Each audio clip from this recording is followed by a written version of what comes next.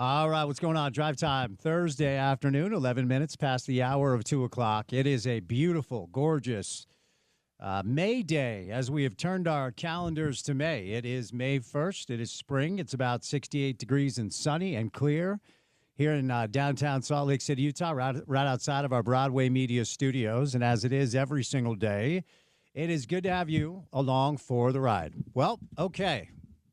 All right, right out of the gates. If you're watching on YouTube, you know what? Scott's a little aggressive with the mic. I didn't know this. Have you ever? There's one person on YouTube. You've produced a show with Scott before, right?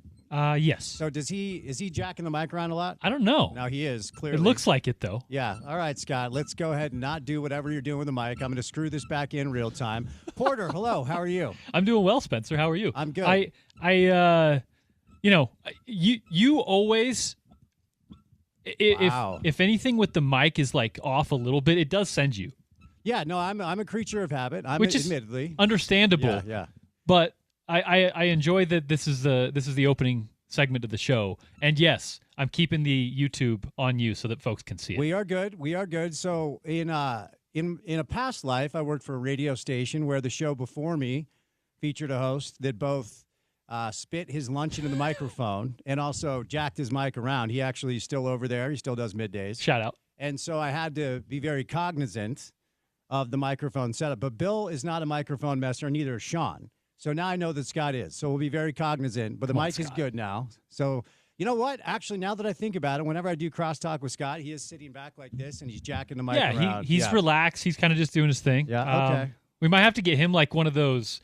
Have you ever watched like a podcast, like a low production podcast? Yep, Just give him a mic with a cable. Yeah. Well, we're professionals in the afternoon space. We don't mess around with the mics. We like to do a good show. Anyway, hello. How are you? Happy Thursday. Microphone situation is good. It is screwed back in, and we're good to go. A lot to get to on this Thursday afternoon. The easy thing to do, and I'm not going to do it entirely, but we are going to get into it.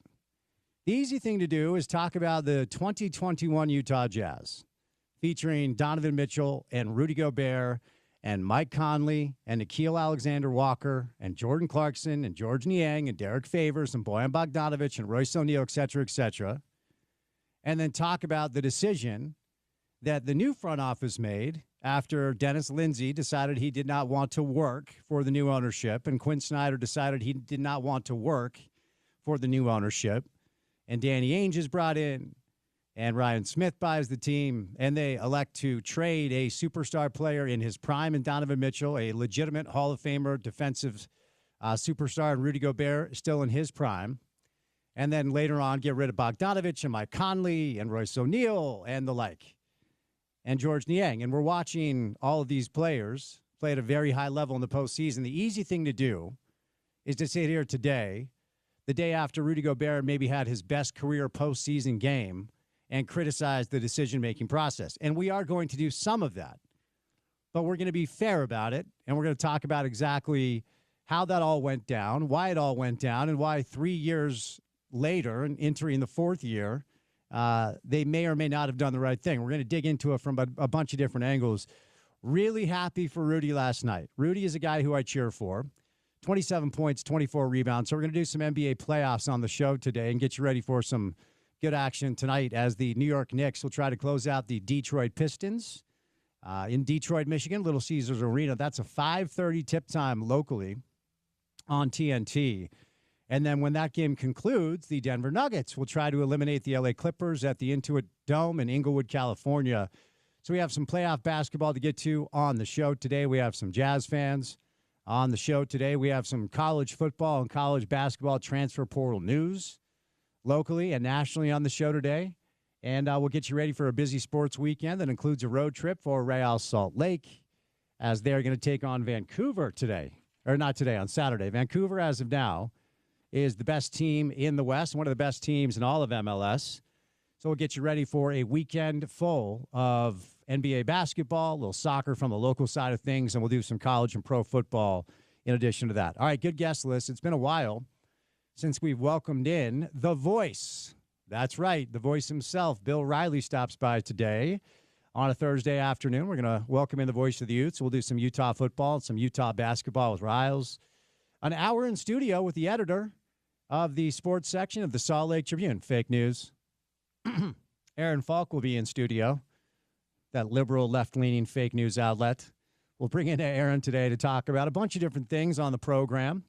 And then we'll do a little sports court. But before that, the head coach of Real Salt Lake is Pablo Mastroeni. Had a chance to spend a little time with my guy Pobs in San Diego as RSL was able to get all 3 points last week. Look ahead to a busy week ahead with Vancouver as the road continues for RSL. So Bill Riley, Aaron Falk, Pablo Mastroeni, a little sports court with our friends from Handy and Handy. No Alan Handy on the show today, but Garen Preston. And me, Spence Checketts, all of you, the great listeners, and that guy, Porter Larson. All right, I'm going to give you first crack at this. Okay. The easy thing to do today, Porter, is to say Rudy's awesome, Donovan's awesome, Mike Conley hitting dagger shot after dagger shot. Then there are the bit pieces like Royce O'Neal, Bojan Bogdanovic, George Niang. And in a city like Salt Lake, where it's hard to get a collection of talent like that to play together and win games, the easy thing to do is how in the hell do you decide to break it down brick by brick? That's the easy thing to do. What's the right thing to do? I'm going to get a first crack. That is the easy thing to do. And listen, part of it's true. Rudy is awesome. Donovan Mitchell is awesome.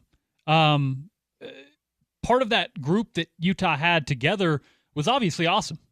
They were the first place team in the West. They broke 3-point shooting records. I think they won the most amount of games over the course of like a 4-game span in the NBA, right?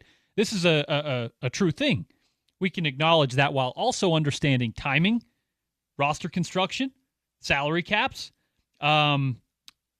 personal relationships, and the like, right? All of those things played into the fact that Utah did reach a juncture point, right, where they had to move, and they had to move in a real substantial fashion. Now, did they have to move off both guys? Did they have to move off of all of the bit pieces?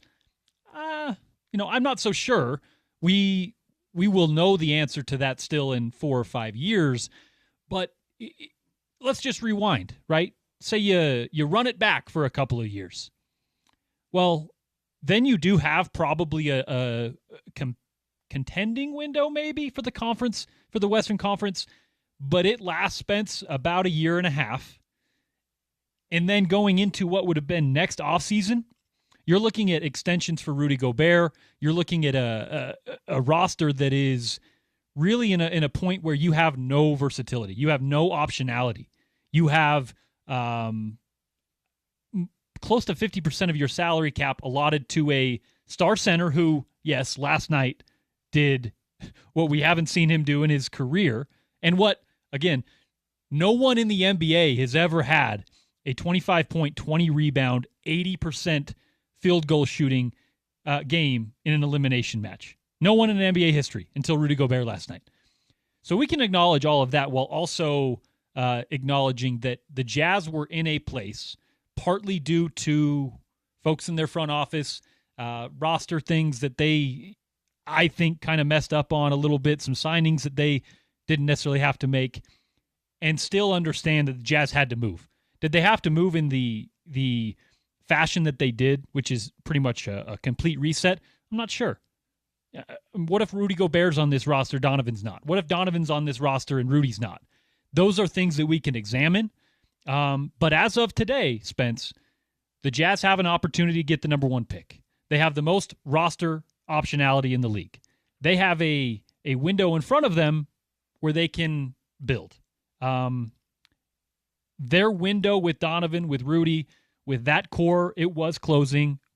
It doesn't matter what you think of what they're doing now. It was closing based on the relationships, the behind-the-scenes stuff. And, yes, awesome to see them performing well. But I don't think it necessarily means that the Jazz were wrong. And it doesn't necessarily mean that these other teams are going to go on and win an NBA title. Now, if we see the Cavs and the Timberwolves in the NBA Finals in a few months, we can revisit this conversation a little bit deeper. But don't want to be prisoner of the moment too much. All right, Bill Riley's going to be our first guest. But before we get to Bill, courtesy of our friends at Prize Picks, it's time now for your opening tip. Welcome to The Drive with Spence Checketts on Utah's #1 sports talk. Now into the studios of ESPN 700 to set the scene for the show. The opening tip of The Drive is brought to you by Prize Picks. Use the code ESPN700 and run your game with Prize Picks. All right, cash in on the basketball playoffs with Prize Picks. Don't miss your chance to add your favorite players from the court to your Prize Picks lineup, whether it's points, rebounds, or assists. Take your pick of more or less for a shot to win up to 2,000 times your cash today. You can turn your playoff hot takes into tickets to basketball's championship series. Starting with the play-in round, every lineup you make on Prize Picks will enter you into the Take-Two ticket sweepstakes, which gets you and a +1 a VIP trip to the Ship. Download the Prize Picks app today. Use the promo code ESPN700. You get $50 when you make your first $5 bet. Promo code ESPN700 on Prize Picks when you make your first $5 bet. All right, couple things here. So last night, Minnesota beats the Lakers 103-96, and more importantly, beats the Lakers in the series 4-1. So a couple things here. I think J.J. Redick is really looking very bad today for a number of different reasons. First of all, the way he handled the series. Number one, the way he coached the series. Number two, acting like an absolute clown and a baby during his press conference, acting defensive, dismissing questions, getting up and walking out like he's Pat Riley or Phil Jackson. This is your first time as a coach, period. The only experience you have as a coach is coaching your 10-year-old, and now you're the coach of the Lakers. Okay, so you're not beyond reproach, buddy. You're not above reproach. He got his ass kicked by Chris Finch. He got outcoached start to finish. And he has the nerve to blame it on the roster construction. He has the nerve to get defensive with reporters. Once again, he was outcoached last night. Now, when the Luka trade went down, we talked about it on the show. A lot of people wondering, does this mean the Lakers are the best team in the NBA? Absolutely not. Does this mean the Lakers were championship contenders this year? No. I mean, I never believed that. And it's probably time to admit that LeBron James is old. He is 40 years old. This is his 22nd season. In the fourth quarter of this series, LeBron was atrocious. He did not score in the fourth quarter of Game 4 and had 3 points in the fourth quarter of Game 5 and got absolutely beat defensively left and right.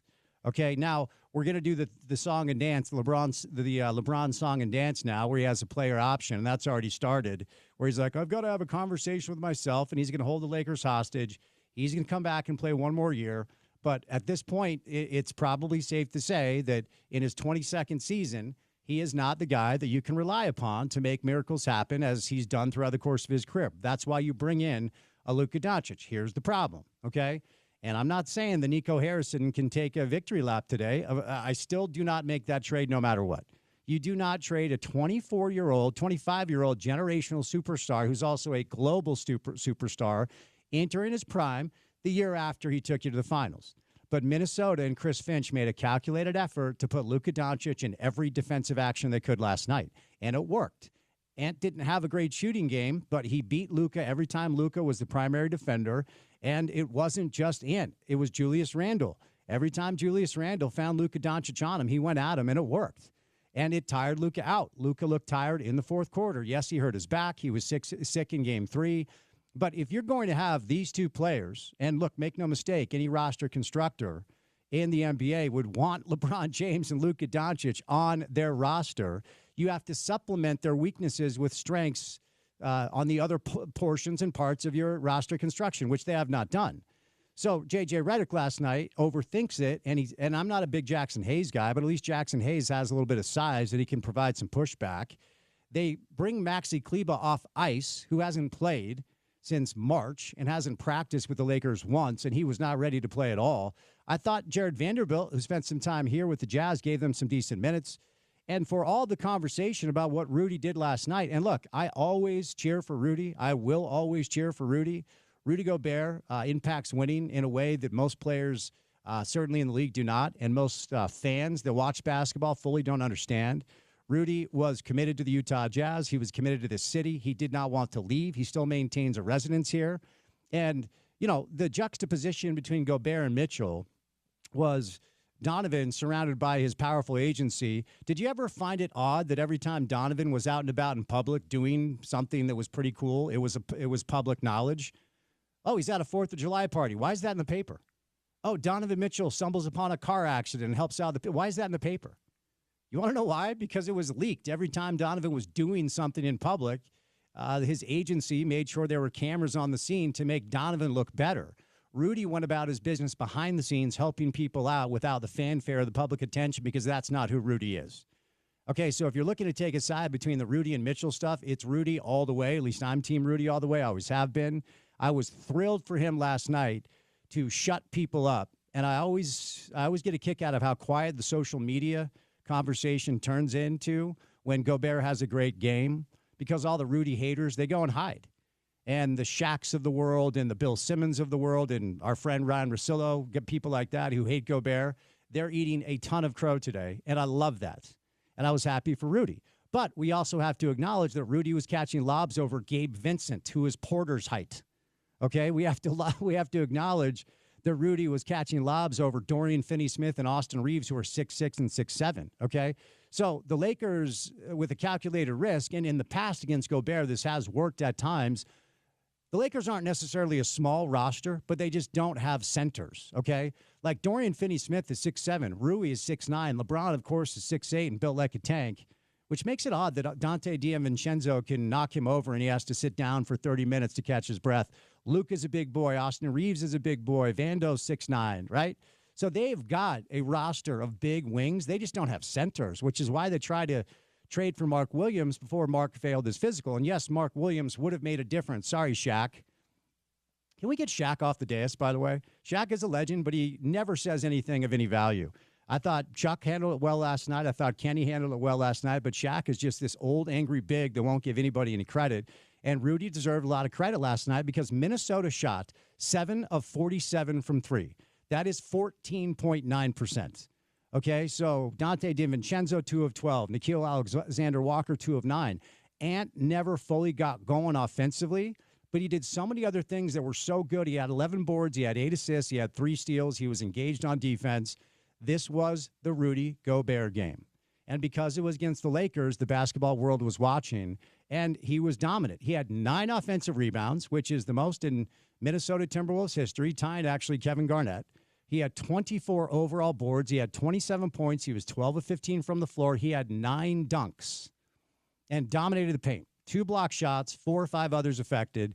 And J.J. Redick showed his inexperience and refused to do anything to adjust. Like, you do have options on the bench to at least provide a little pushback for Gobert, okay? But again, today, the easy thing to do, and we'll get into more of this later, is looking back on the final season of Quinn Snyder's tenure here. Donovan Mitchell, Royce O'Neal, Bojan Bogdanovic, Rudy Gobert, Mike Conley, who hit 2 dagger threes and had 2 big-time defensive plays last night. Joe Ingles, who, of course, is not even playing anymore. Jordan Clarkson's still here. George Niang, who's continuing to play well in the NBA. And then there's some other bit pieces, and most of them are not in the league anymore, but that's your 8 or 9 man rotation. And Danny Ainge and Justin Zanuck and the new ownership group decided they were going to break that group down brick by brick in the name of a long game rebuild. And as of today, it looks like a very idiotic decision. Okay, so look, I know that we're supposed to say, hey, time will tell. They've got draft picks and assets and clean books. All right, well, from a sports talk radio standpoint, from a media standpoint, I cannot analyze the 2029 Jazz. I don't know what they look like. I can only analyze the Jazz that are in front of us, and right now, this rebuild process has not bred anything that you guys should be excited about. That's just the bottom line. It has been mediocre basketball at best. It has been underwhelming at best. Which of the young players are you guys really excited about? I'll ask you. You excited about Keontae George? I'm not even sure that he's an NBA player. Isaiah Collier breaks John Stockton's rookie record assists. Okay, he shoots 25% from 3. Kyle Filipowski has shown some things. Okay, so your best pick has been the 32nd pick. Taylor Hendricks, feel bad for the kid. Hope he gets healthy and hope he evolves and starts to play better. I still think he's got measurables and a lot of things to be excited about. But watching Gobert dominate last night, watching Mitchell evolve into this calm presence and leader for the Cavs, a guy that's more comfortable in a role where the usage isn't as high. He's not playing as much hero ball, and his numbers are down a little bit, but his production overall is up. He's engaged on the defensive end. He will be first-team All-NBA at the age of 26, 27 years old. Like, watching all of these guys play so well in the postseason has to bring up a conversation as to what exactly the front office was thinking. Now, as I referenced, we will be fair today, and I'll just say this. If you are looking for a scapegoat, if you are looking for the one person to blame as to why that really exciting 5-year run of Jazz basketball came to an end, it's not Ryan Smith to blame. It's not Danny Ainge to blame. It's not Justin Zanuck to blame. It's not Dennis Lindsey. It's not Quinn Snyder. It's not Rudy Gobert. It's not Bojan Bogdanovic. It's not Mike Conley. It's not Royce O'Neal. It's not Joe Ingles. It's not George Niang. Who's the one name that I haven't said into this microphone just yet, Porter? JP Chunga. It comes down to John Paul. It was John Paul's fault. It's Donovan, man. It just is, okay? And there are things that happen behind the scenes that, honestly, I'll never say into this microphone out of respect for information that I receive from people. There are things that I know that went down with Donovan and his camp behind the scenes that I have respect for people I'll never say into this microphone. But if you're looking for a scapegoat, if you're looking for somebody to blame as to why all that did go down, it's the kid that's playing great ball in Cleveland. We'll get back to some of this in a little bit, but let's catch a break so we can bring in the voice himself, the voice of the Utes. Bill Riley joins us coming up next right here on ESPN 700.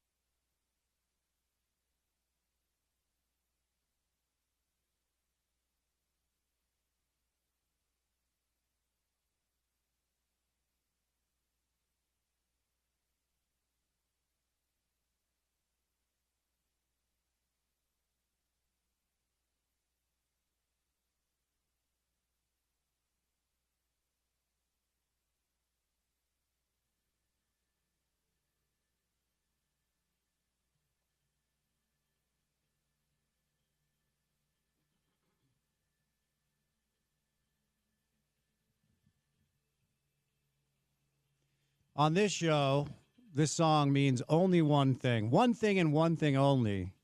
It's the triumphant return of the voice of the Utes himself, Bill Riley, on a Thursday afternoon. Rouse, I got to tell you, I had a buddy last time you were on reach out and say when we play this bump to introduce you, it actually makes him very sad because it makes him miss your show.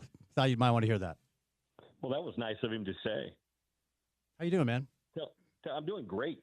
How are you doing? I'm good. I'm good. I'm good. Yeah, when we had you on last, and this is how we kind of bumped you in, he reached out emotionally and said he missed you on the middays, man. So I figured you'd like to know that. People come up and say that from time to time. I was, it's really nice when they say that, and I appreciate it. It's just that song when I hear it, it comes up on the old rotation on Spotify, it takes you back to the radio show too. So tell your buddy thanks, and hopefully I can fill the gaps a little bit coming on with you and coming on with Sean. It really is such a great bump. There's no doubt about that. All right, Bill, right out of the gates, let me bring you into the topic we started the show with, because we'll do mostly Utes with you. Obviously, that's the gig these days. But for a number of years, you did a show that covered everything in the market, including the Utah Jazz. And as you watch Donovan settle into this evolved, mature role, he's going to be first team All-NBA, and he might even get some MVP votes. He won't win it. And then Rudy has his really potentially best postseason statement game in front of the world last night against the Lakers. Conley's hitting dagger threes. Then there are the bit pieces that are still having good years like Niang and Bogdanovich and O'Neal and such. What sort of thoughts do you have about the decision that the front office made to break that team down in the name of what we've seen over the past 3 years, which is inspiring absolutely nobody? I think it looks worse and worse the further we get from it, Spence, and the better that Donovan plays. And, Rudy isn't going 27 and 24 every night, but he is still a very good piece to a team. I think it looks bad, and I think it's a bit of I hate to be too harsh, but I think it's an organizational failure for not being able to figure out how to make it work and put the right pieces around those guys. Those are two. One is I think a lot of people thought when Donovan was here, we had seen the plateau, that he was what he was. That's not the case. He has elevated his game even further in Cleveland. And Cleveland, an organization that really had no success in the last 25 or 30 years outside of the LeBron years. And frankly, to be honest, they didn't really do a great job of placing talent around LeBron James.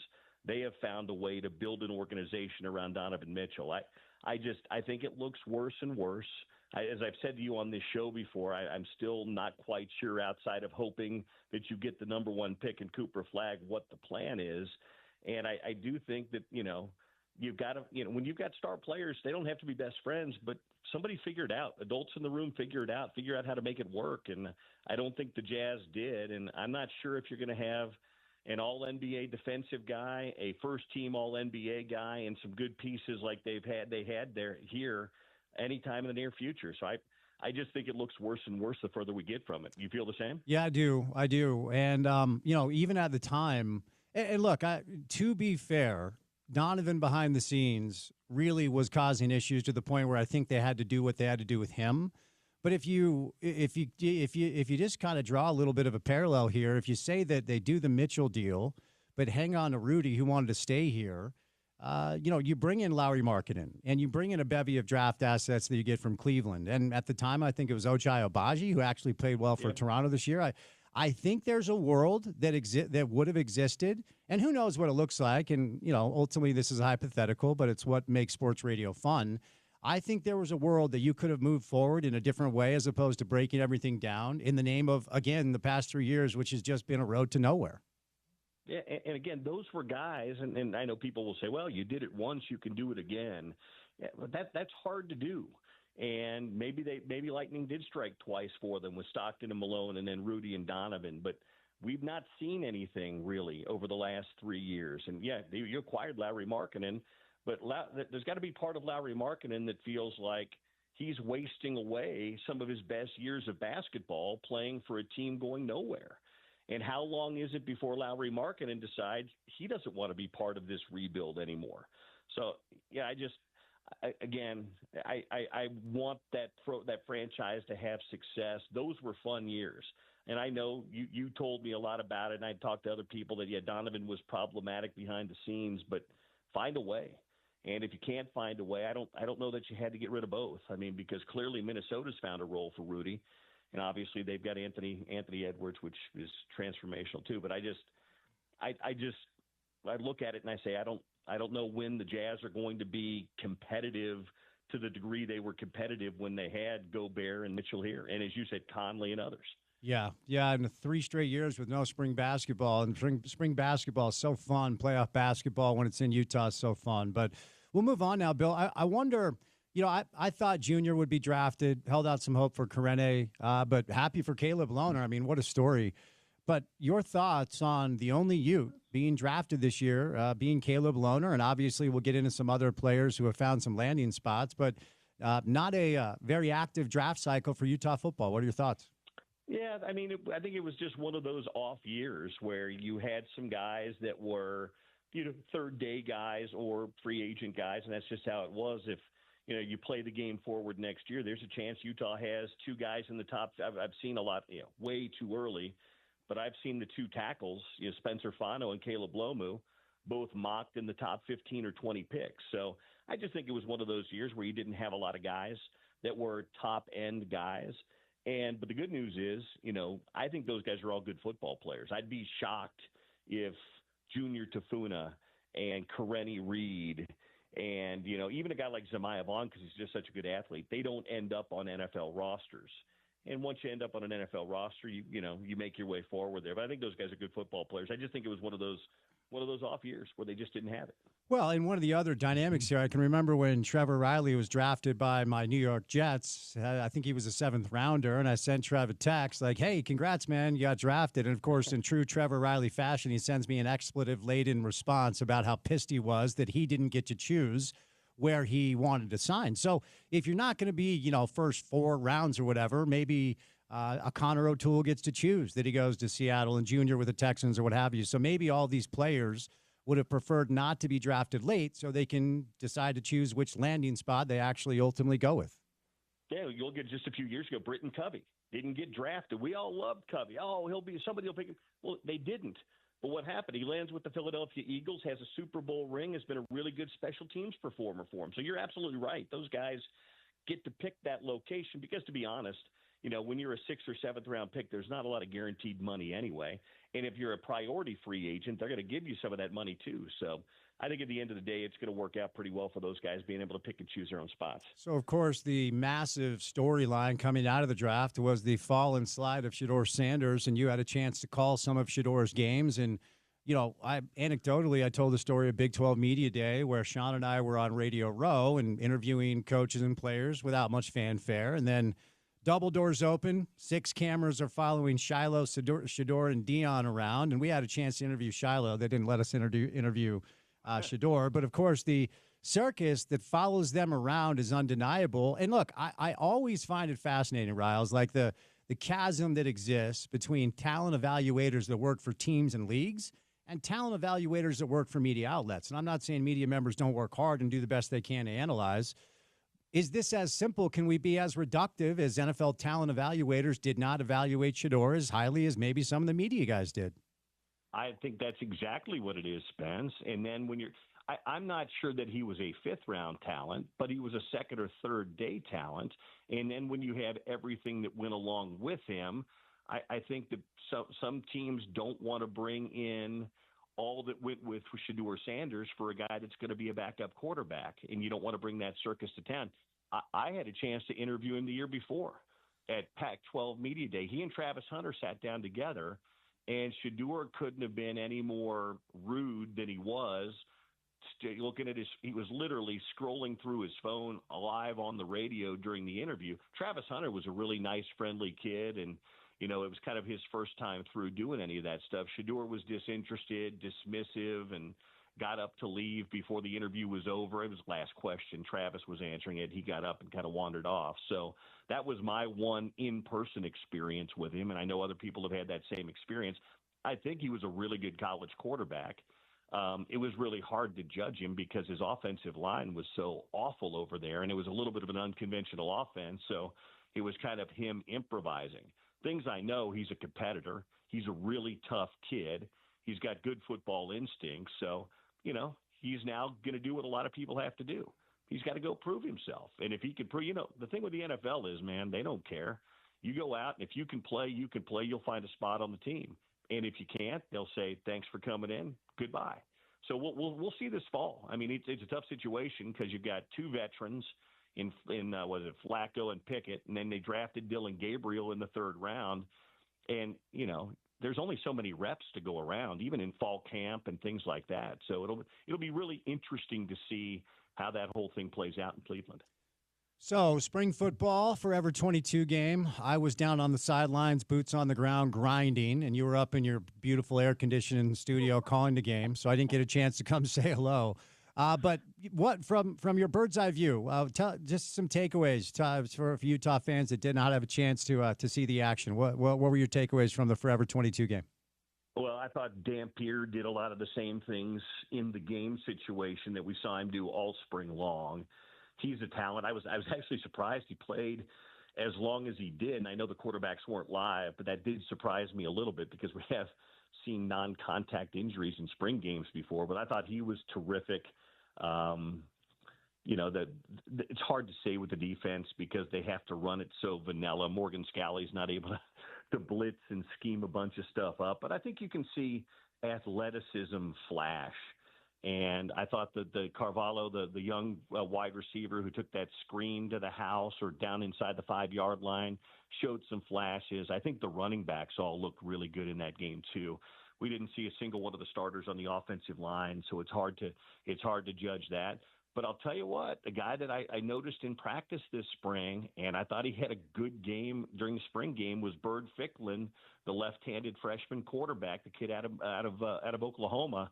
I thought the ball really left his hand nice. I thought he moved around well, too, for a kid that's probably should have been at his senior prom that weekend and not playing football in the spring game. I thought he looked really good, too. So, the best thing was nobody got hurt and they got out of it clean. And I think they're going to be really good. I think I'm really interested to see this spring. I think they need to add a couple of wide receivers. Jason Beck was pretty clear about that. So was Kyle Whittingham. But outside of that, I thought it was a pretty clean game. I just kind of look for guys that flash athletically, Spence, and make a few plays, and I think they had a few of those guys. Hunter Andrews too. Yeah, and Bill, they were hitting. Down on the sideline, I was again boots on the ground, grinding, no big deal. I was surprised at how live the action was, and I know they held out Lander, and so I think there were 15 or 16 starters that did sit out. But were you surprised at the physicality that you saw, or was that something you were expecting? Well, that was what I was expecting. They can't be physical with the quarterbacks, but, man, they can be physical with everybody else. I'll tell you another guy that really jumped out this spring, and he actually made a couple of plays in the game, was Jackson Benny, the kid that played a little bit last year on special teams from Olympus, former walk-on. He's going to be really good. He's built like a linebacker, but he's going to play safety and corner.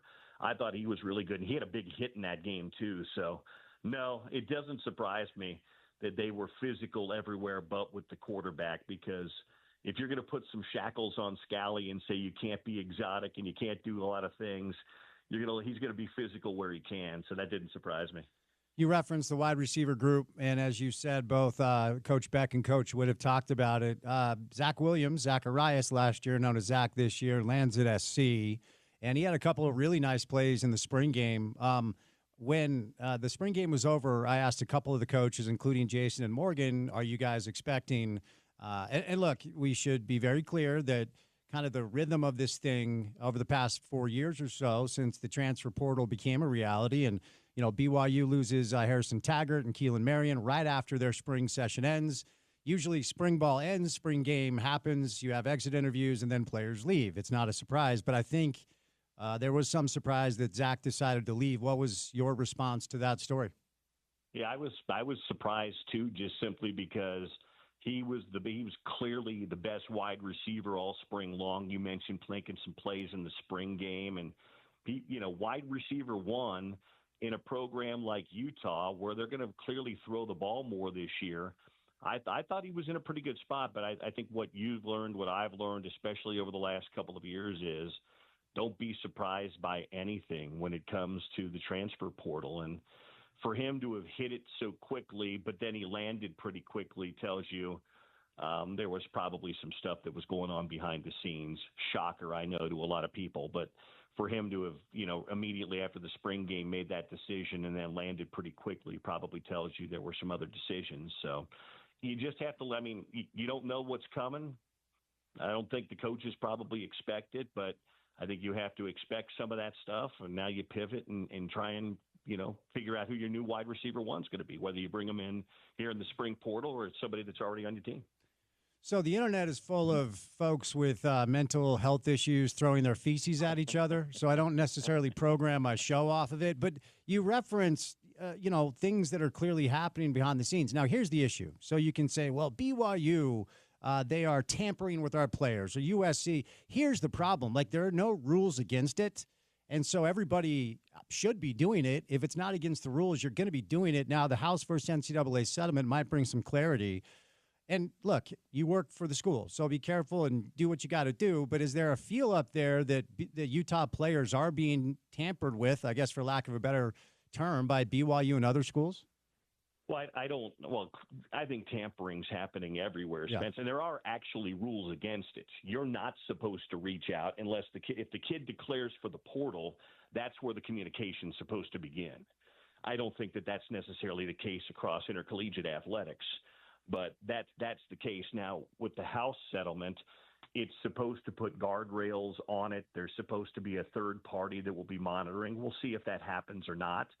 But as of right now, I think it's probably happening all over college athletics. I think it probably has been for a number of years, but I think because the NCAA has kind of removed itself in a lot of ways, I think a lot of people feel emboldened to do this stuff. So I don't know who's doing it, but it's clearly happening around collegiate athletics. There's a report from 247 that Utah is hosting a Cal wide receiver named Tobias Merriweather for a visit today. Any insight as to the plans that Utah has to maybe try to restock that wide receiver room?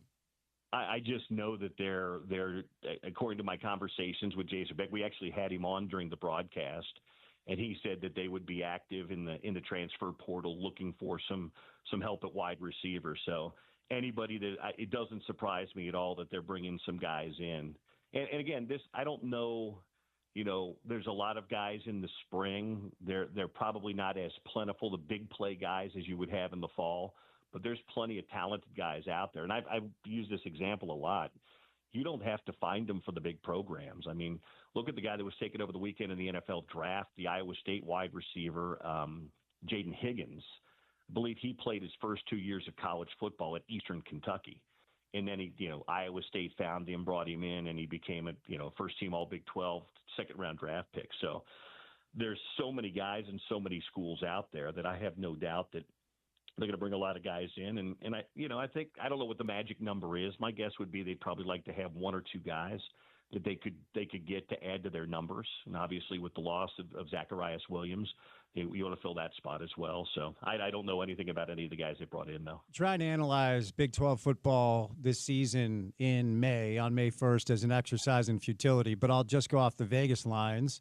Right now you can get odds for Arizona State, Kansas State, and Texas Tech at 8.5 wins. So those are the three teams that Vegas is telling us has the best chance to win the most games. I mean, I could go to some blog and tell you what they think, but I don't know in May. And then right behind them is BYU and Utah and Iowa State at 7.5. Does that kind of jive with where your head is at right now, generally speaking, how this conference might play out? That seems like, I mean, that's the over-under. You take the over, the under, I'm guessing. Correct, yeah. Mm-hmm. Yeah. That seems like a pretty low number for a lot of those schools. They're basically saying they see the winner of the Big 12 having roughly in the neighborhood of 9 wins, which may be the case. I mean, this conference, we used to joke about the Pac-12 cannibalizing itself. I would say the Big 12 can probably do that as well.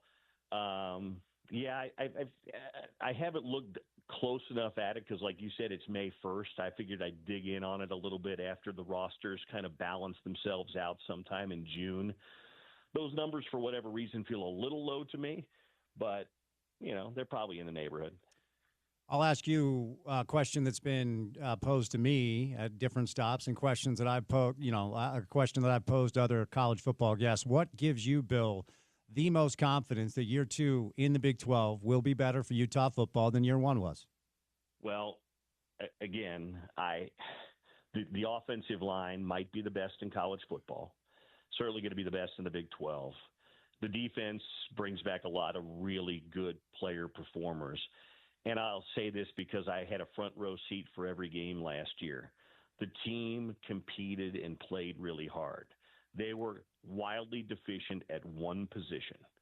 And had quarterback play been better for Utah last year, just at an average level, as it kind of was the year before, the season would look a lot different. I think a lot of people are looking and saying, well, 5 wins, down program, things like that. Well, it's really back-to-back years without your first-string quarterback. And they managed 8 wins the year before with Bryson Barnes because he had been in that system for 3 years and knew it inside and out. And Andy Ludwig's system's really complicated. And last year they didn't have a quarterback that knew it well at all. So I think with the new offensive system and a dynamic quarterback, if you can keep him upright, and this offensive line's really good, I think this Utah team was probably an 8, 9, 10-win team a year ago if they had a healthy Cam Rising. I think that they can be in that same range again this year if they keep the quarterback upright and find 1 or 2 playmakers in the pass game. All right, Riles, last thing, the Dallas Mavericks lose to the Memphis Grizzlies in the play-in game, which allowed Alex Jensen to allocate his full time and energy to his new job as the head coach. Don McHenry is the latest transfer, 17 points, 3 boards, couple of assists at Western Kentucky. By my calculations, I think there are 5 roster spots left for Alex and Coach Chilius and Wes and the group to fill. So just give us an update, the progress, and if you have a chance to kind of communicate and see any of these coaches up there and how the project is going to rebuild Utah men's basketball. I'm actually, Spence, getting a chance over the next several days. We're going to do some sit-down one-on-one interviews. Nice. With these coaches, which you guys will see in the coming weeks. So I haven't met and spoken a lot to Alex, obviously, and Coach Chilius I've spoken to on a couple of occasions because he's been around an awful lot. A lot of the other guys, now they're all pretty set here. I think Martin Schiller will be the last one to come over from Germany, but they're pretty set now. So I'm looking forward to getting a chance to really meet these guys and talk to these guys and kind of get their feel for where they are. I can't really speak to the recruits themselves only because none of them have officially signed yet. They've all committed, and because I work for the athletic department now, I'm not technically allowed to speak about them until they're officially signed. So on a future show with you, I will go very much in depth with these guys. And I think we'll probably see that pretty soon. But I know they've gotten a lot of commitments from some players they really like. So I'm just really looking forward to getting a chance to talk to these guys because I think Alex has put together a really unique staff. He hasn't gone with that, I'm going to hire 17 assistant coaches and staff members. I think he's kind of valued quality over quantity and kept a little bit tighter group. But I'm really anxious over the next, week or so. I'm going to get a chance to sit down with each new staff member and do a one-on-one with them. Just pass along the message and find out if there's any interest in signing a 47-year-old gunner who will not guard or pass. Well, you'd be a lot like Luka Doncic then. You're just a little bit older. Fair enough. Fair enough, Riles. Hey, Luka passes, but he doesn't guard. What do you make? What did you make of the whole Halliburton's dad and Giannis's face thing the other night? Yeah, whenever the family member is the story, it's never positive. Let your famous family member be the famous family member and stay out of it. Like, I think that, if that was you or I, Bill, we'd be banned from an NBA arena. We would never attend another NBA game. I think they should send a very stern message. It was a horrible look.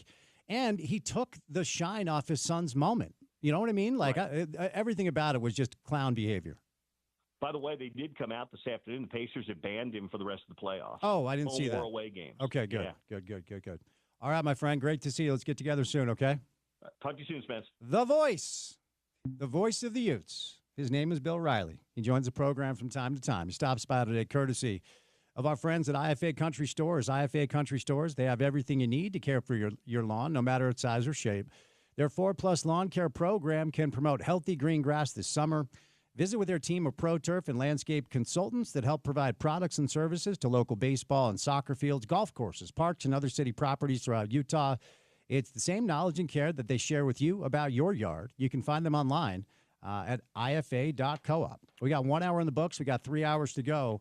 Aaron Falk, the editor of the sports section from the Salt Lake Tribune, is going to stop by coming up next.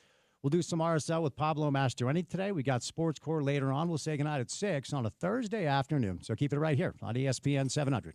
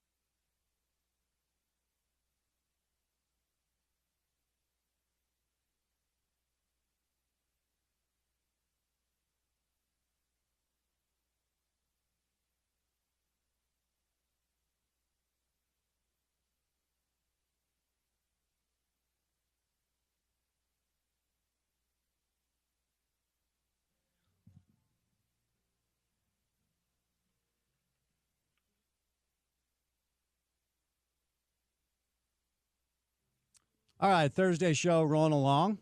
Beautiful day outside. We have turned our calendars to May. Happy Thursday to you. It has been a while because he's a very busy man, and also he's really not allowed to hang out with me. But we got him live in studio for an entire hour. The editor of the sports section from the Salt Lake Tribune, Aaron Falk. Happy Thursday, sir. How are you? I'm great. How are you, Spence? I'm great. It's great to see you. I know you're a busy guy, so thank you for the time. Yeah, I'm breaking my restraining order by seeing you. Hey, well, I doubt she listens, so I think you're safe. Okay. If you want to see what Aaron looks like, log on to YouTube. We had Chris Camerani live in studio yesterday, sitting where you're at. You're a good buddy. All right, Aaron, right out of the, nice 2 thumbs up. CK typically wears the shirt of the picture of you from Talking Sports. Yeah, that's a nice touch. I gotta pull out some of my my specific Camerani merch next time. Do you have a specific CK shirt? Yeah, I've got CK merch. There was a period of time where I think that was our love language. You know, we humiliated each other with custom T-shirts, and all of our friends, not just Camerani and I. It was too expensive, and we spent way too much money doing this, but we did it for 2-3 years. I mean, it was a long time. You have a face swap of Kyle Goon. Is it TJ? Yes, absolutely. That's a great shirt. Yeah, yeah, exactly. Many things like that. It's just weird things, stuck on planes, playing with your phone, dumb things happen. And, sure. And we made merch, and we made memories, really. And that's what it's all about. What is your love language, by the way, Aaron? Do you know what it is? Peace and quiet. Peace and quiet. Okay. Is that one? Because if that's one, I finally have figured mine out. No. I think if we're going to answer honestly, quality time. Quality time. Okay. Love it. Well, we're about to spend some quality time together. Aaron, the easy thing to do today is to look at the Utah Jazz roster from 2021 and see Donovan Mitchell, who's about to be a first-team All-NBA player, and will even get some MVP votes. He might finish 3rd or 4th. It's probably going to be Shea, then Jokic. To look at Rudy Gobert, who just had potentially the best postseason game he's ever had last night. It helps that it was against the Lakers, so the world was watching. And then Mike Conley hit a couple of dagger threes. To be fair, Mike has aged a little bit, but he was really good last night. George Niang had a good season. Then there's the Bojan Bogdanoviches of the world. The easy thing to do today is to say, wow, did you blow it by breaking that group down in Salt Lake City, Utah, where it's hard to get talent. Okay, that's the easy thing to do today. What's the fair thing to say about that entire process? I was thinking about this, and I do think, okay, sure, George Niang had some moments. Like you said, Mike looked better last night than he has throughout the last little bit as he's gotten a little bit older.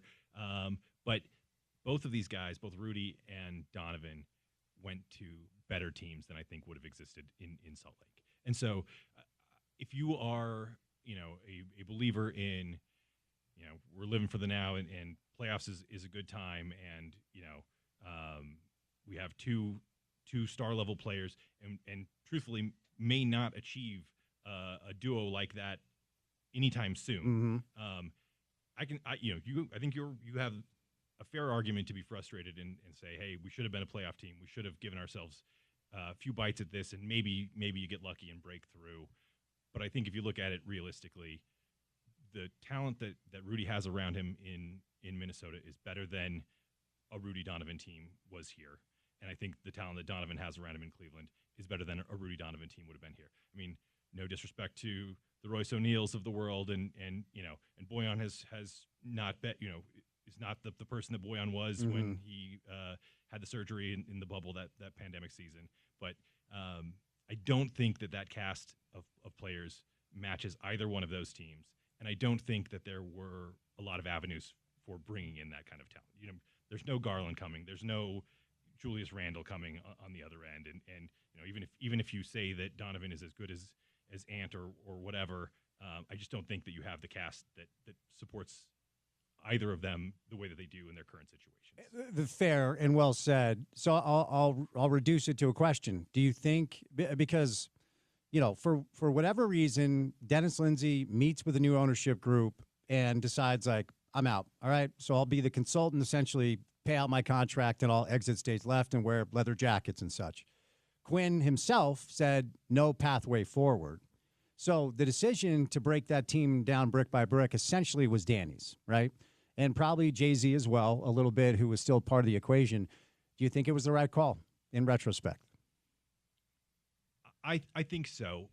And I think even if we, take what I just said and maybe you disagree and maybe you think that cast is as good as one of those teams. And maybe I think you're correct. Well, yeah. So, but for the sake of argument, I think that those two guys had real issues with each other, obviously.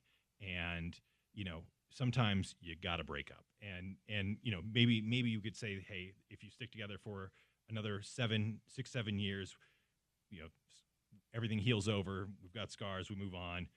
I just don't think that you get there very quickly. And I think that both of those guys are in better places because of a breakup. And so I do think ultimately right choice doesn't mean that it's not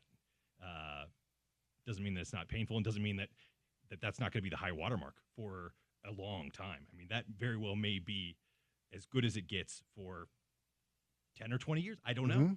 Yeah. It's funny because, and this is a little bit apples and oranges, and it's always dangerous to compare eras and different operating styles of eras and the way teams have to go about their business, and certainly the uniqueness of John Stockton and Karl Malone, who stayed in our market for basically 20 years. But John Stockton and Karl Malone were together for 11 and 12 years before they went to the finals, right? So in 1988, John and Karl, Mark Eaton, Bobby Hansen, that group, they take Magic Johnson, Kareem Abdul-Jabbar, that Laker team to 7 games and almost beat them. And that was kind of the NBA's wake-up call, like, oh, that team in Salt Lake's pretty good. The next year, Terry Teagle, a random cast of Golden State Warriors sweep them. So if Scott Layden decided in 1989, pulling the plug, they can't get it down to the playoffs, that takes away 7-8 years later of when they actually go to the finals, right?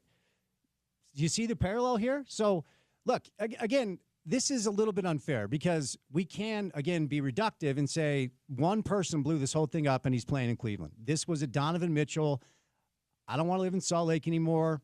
Summer of George Floyd, Black Lives Matter, kind of finds his voice, which is fine. No issue with it. We have a Senator Adams or whatever who tells Donovan, get educated on, like, the whole thing, the way it went down has to be talked about in order to be fair. But there is a space in my mind that exists. Like, Donovan had 2 years left on his deal. And you say to him, you're under contract, you play for us. And then maybe for 2 more years, you try to convince him that he can win here. And if somehow that happens, maybe Rudy and Donovan learn the lessons John and Karl do for the next 7 or 8. You understand what I'm saying? Extremely hypothetical, and you can only misbehave like this on sports talk radio. Or you get to that place and, you get to the end of a contract and you basically lose all your leverage and you don't get a package back for Donovan or for Rudy. Rudy ages out. Maybe, something happens and, a butterfly flaps its wings and the butterfly effect. And here we are.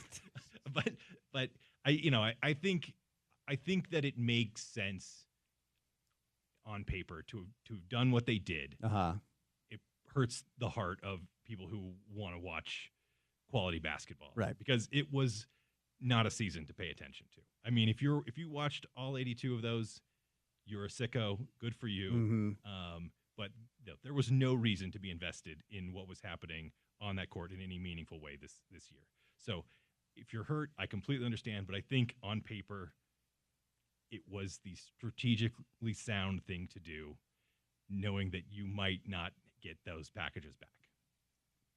Okay, one more thing here. Let's operate off the hypothetical. Again, we can misbehave on sports talk radio in a way you can't elsewhere. Let's say Danny sits down with Donovan, and, all right, it's clear that in 2 years you're leaving. All right, so we're going to trade you. To your point, because if you don't trade him and he leaves in 2 years for nothing, you get Gordon Hayward all over again, which sets your franchise back. The Mitchell trade brought Colin Sexton, Lauri Markkanen, Ochai Agbaji, who, by the way, played well in Toronto this year, and 3 first-round picks and 2 pick swaps. What if you do the Mitchell trade and you hang on to Gobert? And suddenly your starting lineup is Gobert, Lauri Markkanen, Bojan Bogdanovic, Mike Conley, I don't know, Clarkson, whatever. And Obaji, the other pieces, Colin Sexton is brought in. What does that look like?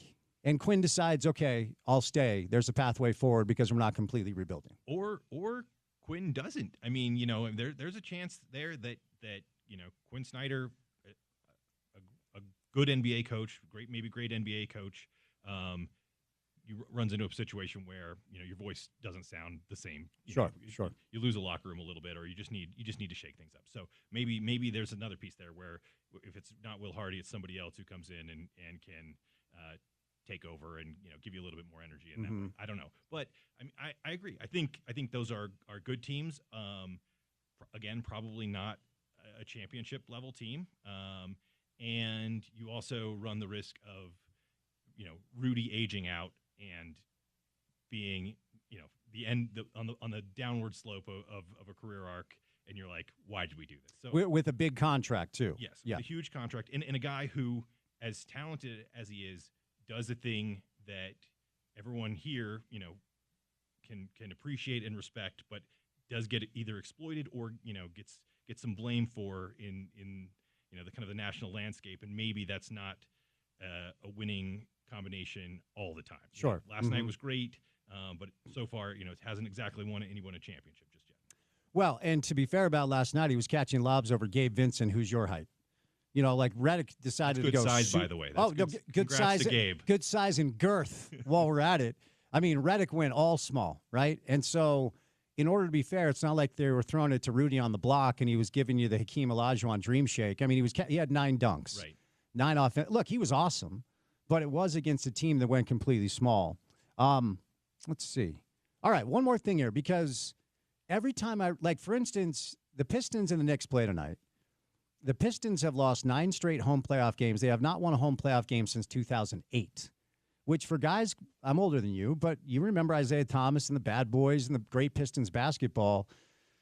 Minnesota just won a first-round playoff series. They did the same thing last year. It was the first time in the history of the Timberwolves that they have 2 straight years where they won a playoff series. We could talk about Washington, the last time that they were decent. And my fear is, if on May 12th, the Jazz are picking 4th or 5th, we could be one of those markets that's spinning their wheels for 14, 15, 16 years. We've just been spoiled because we've never had that happen. It's commonplace in pro basketball to have decades, if not, a decade, if not more, of no playoff basketball, no playoff success. And it doesn't have to be in a small market. The New York Knicks from 1999 to 2013-14 were a joke. Is there a underlying fear in this market? All right, maybe we get one in Cooper Flag, maybe we don't. And the dirty little secret is they're not Cooper Flag away from even being good. They're a long way away from even being good. Well, I think, there probably needs to be some level set of expectation going into that lottery, because I think there are a lot of people, and even if they know the math and they've heard that number, they think, we did the hard work, we did the dirty work, and now Cooper Flag is the next step. Those numbers are not in your favor. Mm-hmm. Yes, you gave yourself the best chance possible. 14%. There's going to be a lot of there's the potential, higher potential for a lot of disappointed fans when those ping pong balls are read out. So, yes. So to your point, absolutely. OKC, incredible rebuild. That's going to be more rare than the outlier. For sure. It could be a long time. And if they don't get Cooper Flag, or maybe even if they do, I mean, it's going to be a lot like this next year. And you look at what Hinkie did in Philly, and the number of they got number ones out of that, and those didn't always pan out either. So I mean, it's just, there isn't a magic way to get this done, but through the pain, I think there is potential, but there could be a lot of pain before we get there. You got to have a lot of luck fall your way. I know you were not working with the team when the deconstruction happened, but what's your understanding of just how bad it got with Donovan behind the scenes? Why? Because look, a lot of attention this year in the NBA, how could Nico Harrison trade a 25-year-old superstar in his prime? That never happens. Happened here. Donovan's not Luka. But it happened here. And in Salt Lake, when you have a talent like that, you've got to do everything you can to hang on to him, which has to indicate behind the scenes, it got hairy, it got bad. What's your understanding of how that went down? Yeah, and I don't know all the ins and outs, but certainly there was very real frustration and tension with between Donovan and Rudy. And certainly, as Donovan voiced himself and felt more comfortable saying after leaving, he obviously had real problems with how he was treated while he lived in the state by politicians, by maybe just perception even. But so no, I think definitely a real problem. And yeah, again, I don't know all the ins and outs, but but people with the best information thought that was the best move. So here we go. Sure. And I always try to be very sensitive to dynamics that I don't understand. I'm a white man who lives in Salt Lake. I don't know what it's like to be a black man living in Salt Lake when I think it's 2.7% of our city is African American. So it's easy for me to say, and I am going to say this because I felt like Donovan walked on water here. And yes, there was the Stuart Adams dumb thing to say. I don't know. Like I said, I'm not Donovan. I can't relate to that experience, but from my vantage point, I felt like people loved Donovan Mitchell here in Utah. I think that's true. And certainly, people loved Donovan Mitchell, the athlete, and the success that he brought and the joy that he brought to a fan base. Again, I'm with you, white guy living in Salt Lake City. I can imagine that it would be tough to be, in that great of a minority and not see many people who look like you and Sure. feel that maybe, you are, whether it's real or, again, perception, that feel like you're being, judged or watched, or that the weight is on you. And there are people who study these things that feel that, say like there is a level of pressure that somebody in that situation, a star athlete, or a voice for, a minority group feels and has to sort of like process and deal with, that goes beyond what we can understand. So I think that's a real thing. I mean, again, hard to know whether and you're putting maybe some thoughts into, okay, yes, you're cheering me in the arena, but based on the policies that get voted into in the state, based on what people say about other things, you're not saying this to me, but you're saying this about someone who is like me or looks like me or thinks like me. I can see how that could be frustrating. Yeah, very fair, good perspective. The last thing here, the other thing is Donovan's generation, he's 28 now. So, 25, 26 when he left here. It's easy for me to say, don't look at your mentions, or get off Twitter, get off Instagram, stop reading direct messages. This generation behind us, Aaron, they were raised with cell phones and social media as their friends and their babysitters in a way that we just weren't. So I never look at my mentions. I've got my direct messages open on Instagram. If people send me something decent, I'll interact, and otherwise I ignore it.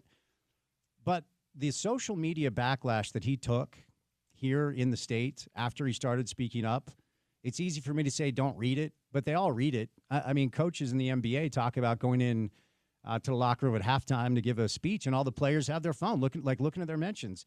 That probably didn't help the way that he seemed to be attacked online after he started kind of expressing his views. No doubt. Well, and the old, it's the switcheroo there. I mean, you think about, yeah, okay, so you're talking about all the negative that comes from that, but for years, from probably high school, maybe before high school, into Louisville, into the earliest days, he was getting tons of positive feedback. Brain is firing, good, Yeah. good. And then all of a sudden, like the thing that has given you a bunch of very positive reinforcement in your life collapses on you, and it takes a while to break a habit. If that's it's hard to put away the mentions. Right. One more thing here, because you were, I can't believe you had this experience. You were in the bubble in Orlando when the NBA resumed playing. How do you think COVID changed them? How do you think COVID changed that group? Because I'll always maintain, obviously, COVID changed a lot of things, and basketball is not the most important thing. But how did the COVID experience change that group? Yeah, well, I think definitely there was, whatever differences that Donovan and Rudy had, here was another point of frustration. Donovan believing that Rudy got him sick early on, and in the initial days of a pandemic when, you didn't know what that meant for somebody like Donovan. Because would it impact him as an athlete? Would it impact again? So here's someone who's already under your skin, and now you're blaming them for putting you in a situation that you really, really don't want to be in. So I think watching that, kind of the restart, there was sort of a chilling. I think they did try to bridge things, and maybe there was a chance, a great reset that the pandemic gave us all, right? And then you lose because Mike Conley, smart guy, planned a pregnancy with his wife to happen during the NBA offseason, but the NBA offseason becomes the playoffs, right? And he goes back home and throws off a little rhythm there because Bojan Bogdanovic gets hurt and needs surgery and isn't there, and because you choke away what should have been an easy win over that Nuggets team at that point. And maybe if you win, maybe if you make a run to the conference finals or something like that, even in the bubble, maybe that sets you up for more success and a chance to go over. But you take, hey, we've just lost.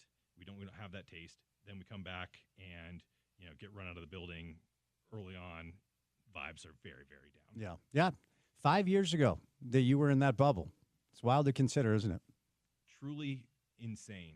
And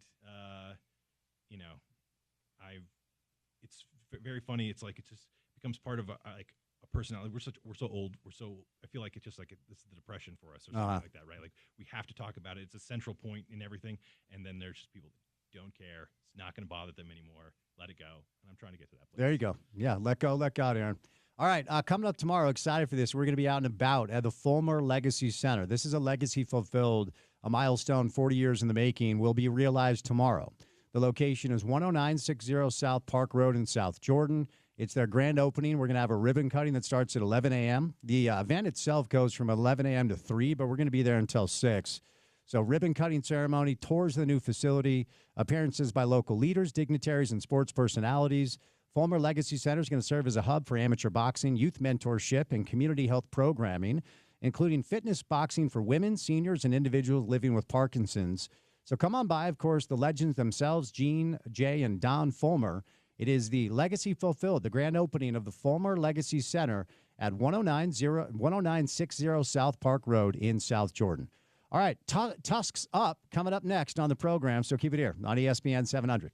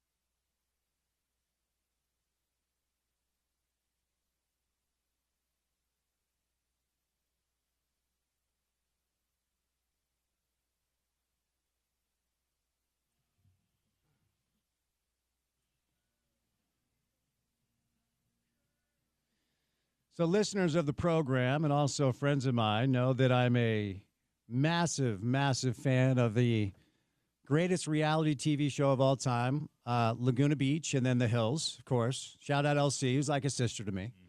I was always team Kristen, but LC, again, love her like a sister. And I don't know why, Aaron, but every time, this is from that soundtrack, and I love the soundtrack, and every time a Dashboard Confessional song comes on, for some reason I'm like, I guarantee Falk went through a big phase.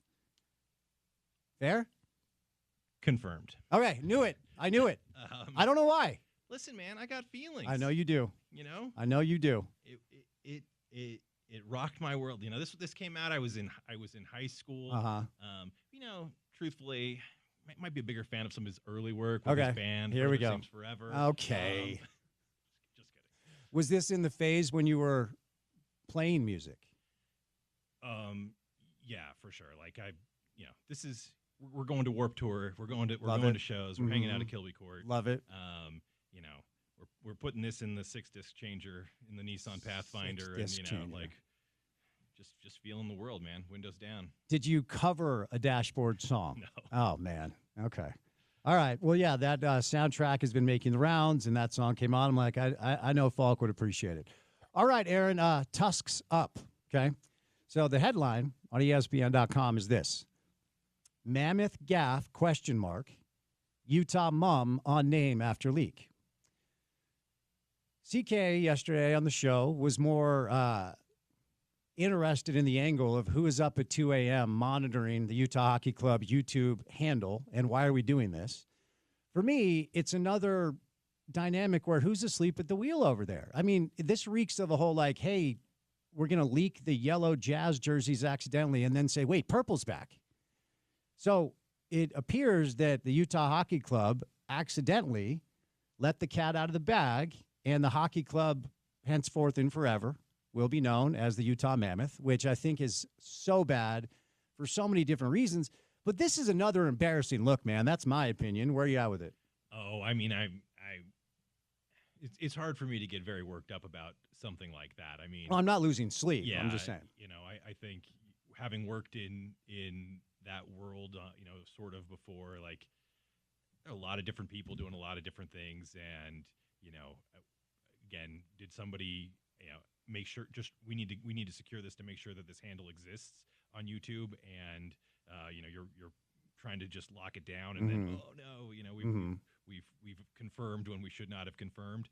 I mean, I don't know. And then the other thing is, like, what's the bad publicity? No, there's no bad publicity. If you think this is the name, and you get people talking about it again, your team's not in the playoffs, and all of a sudden you are, there's a bunch of really good stuff happening in the NHL playoffs, and you became a story again today. Like, that's not too bad for me either. So, I mean, to me, not a bad look necessarily. I just think that you're talking about a bunch of people doing a bunch of random things. It's like not that high level. Does it make the actual announcement a little anticlimactic since we know what the name is going to be now? Or is there a possibility that this actually is, to your point, were they just messing around? Maybe this isn't the name. I don't think they're messing around. I mean, I saw the comment when asked about it that they said, hey, we're still exploring all three names. I can't really believe that at this late date you're equally exploring three different possibilities. Like, you got to start printing things. We got to start, we got to have a hat for, whoever, I don't know, any a Tusks mask or some exactly. sort. Yeah. So, I mean, it seems very likely that this is the outcome. I think it seems likely given the fan reaction. After Yeti drops off, it seemed like this was the number one choice. So, I mean, to quote John Paul Chunga, I'm not surprised. Okay. Not a real name. All right. As somebody who was part of a naming process for a team that at the time had a lot of pushback, and still to this day, when people hear Real Salt Lake, they kind of go, wait a second, what? I always have to remind everybody that the reason we did that is our initial intention was to be the North American sister club of Real Madrid. And we did have a partnership with them. A young CK in the stands as a student watching Jason Christ nearly score against Real Madrid, watching the Galacticos. And we had Bex put a shovel in the ground. We did. A golden shovel at that. There's a picture in my house. Ruud van Nistelrooy, Iker Casillas, right? I mean, that was the initial intent of the Real Salt Lake name. It's not an easy thing to land on a name that everybody's going to love. And I hate Mammoth. I think it's horrible. Of the options, that was actually my least favorite. So, again, this is a difficult thing to do because you're going to get criticism no matter what. But what do you think of the name now that we have an idea of what it's going to be?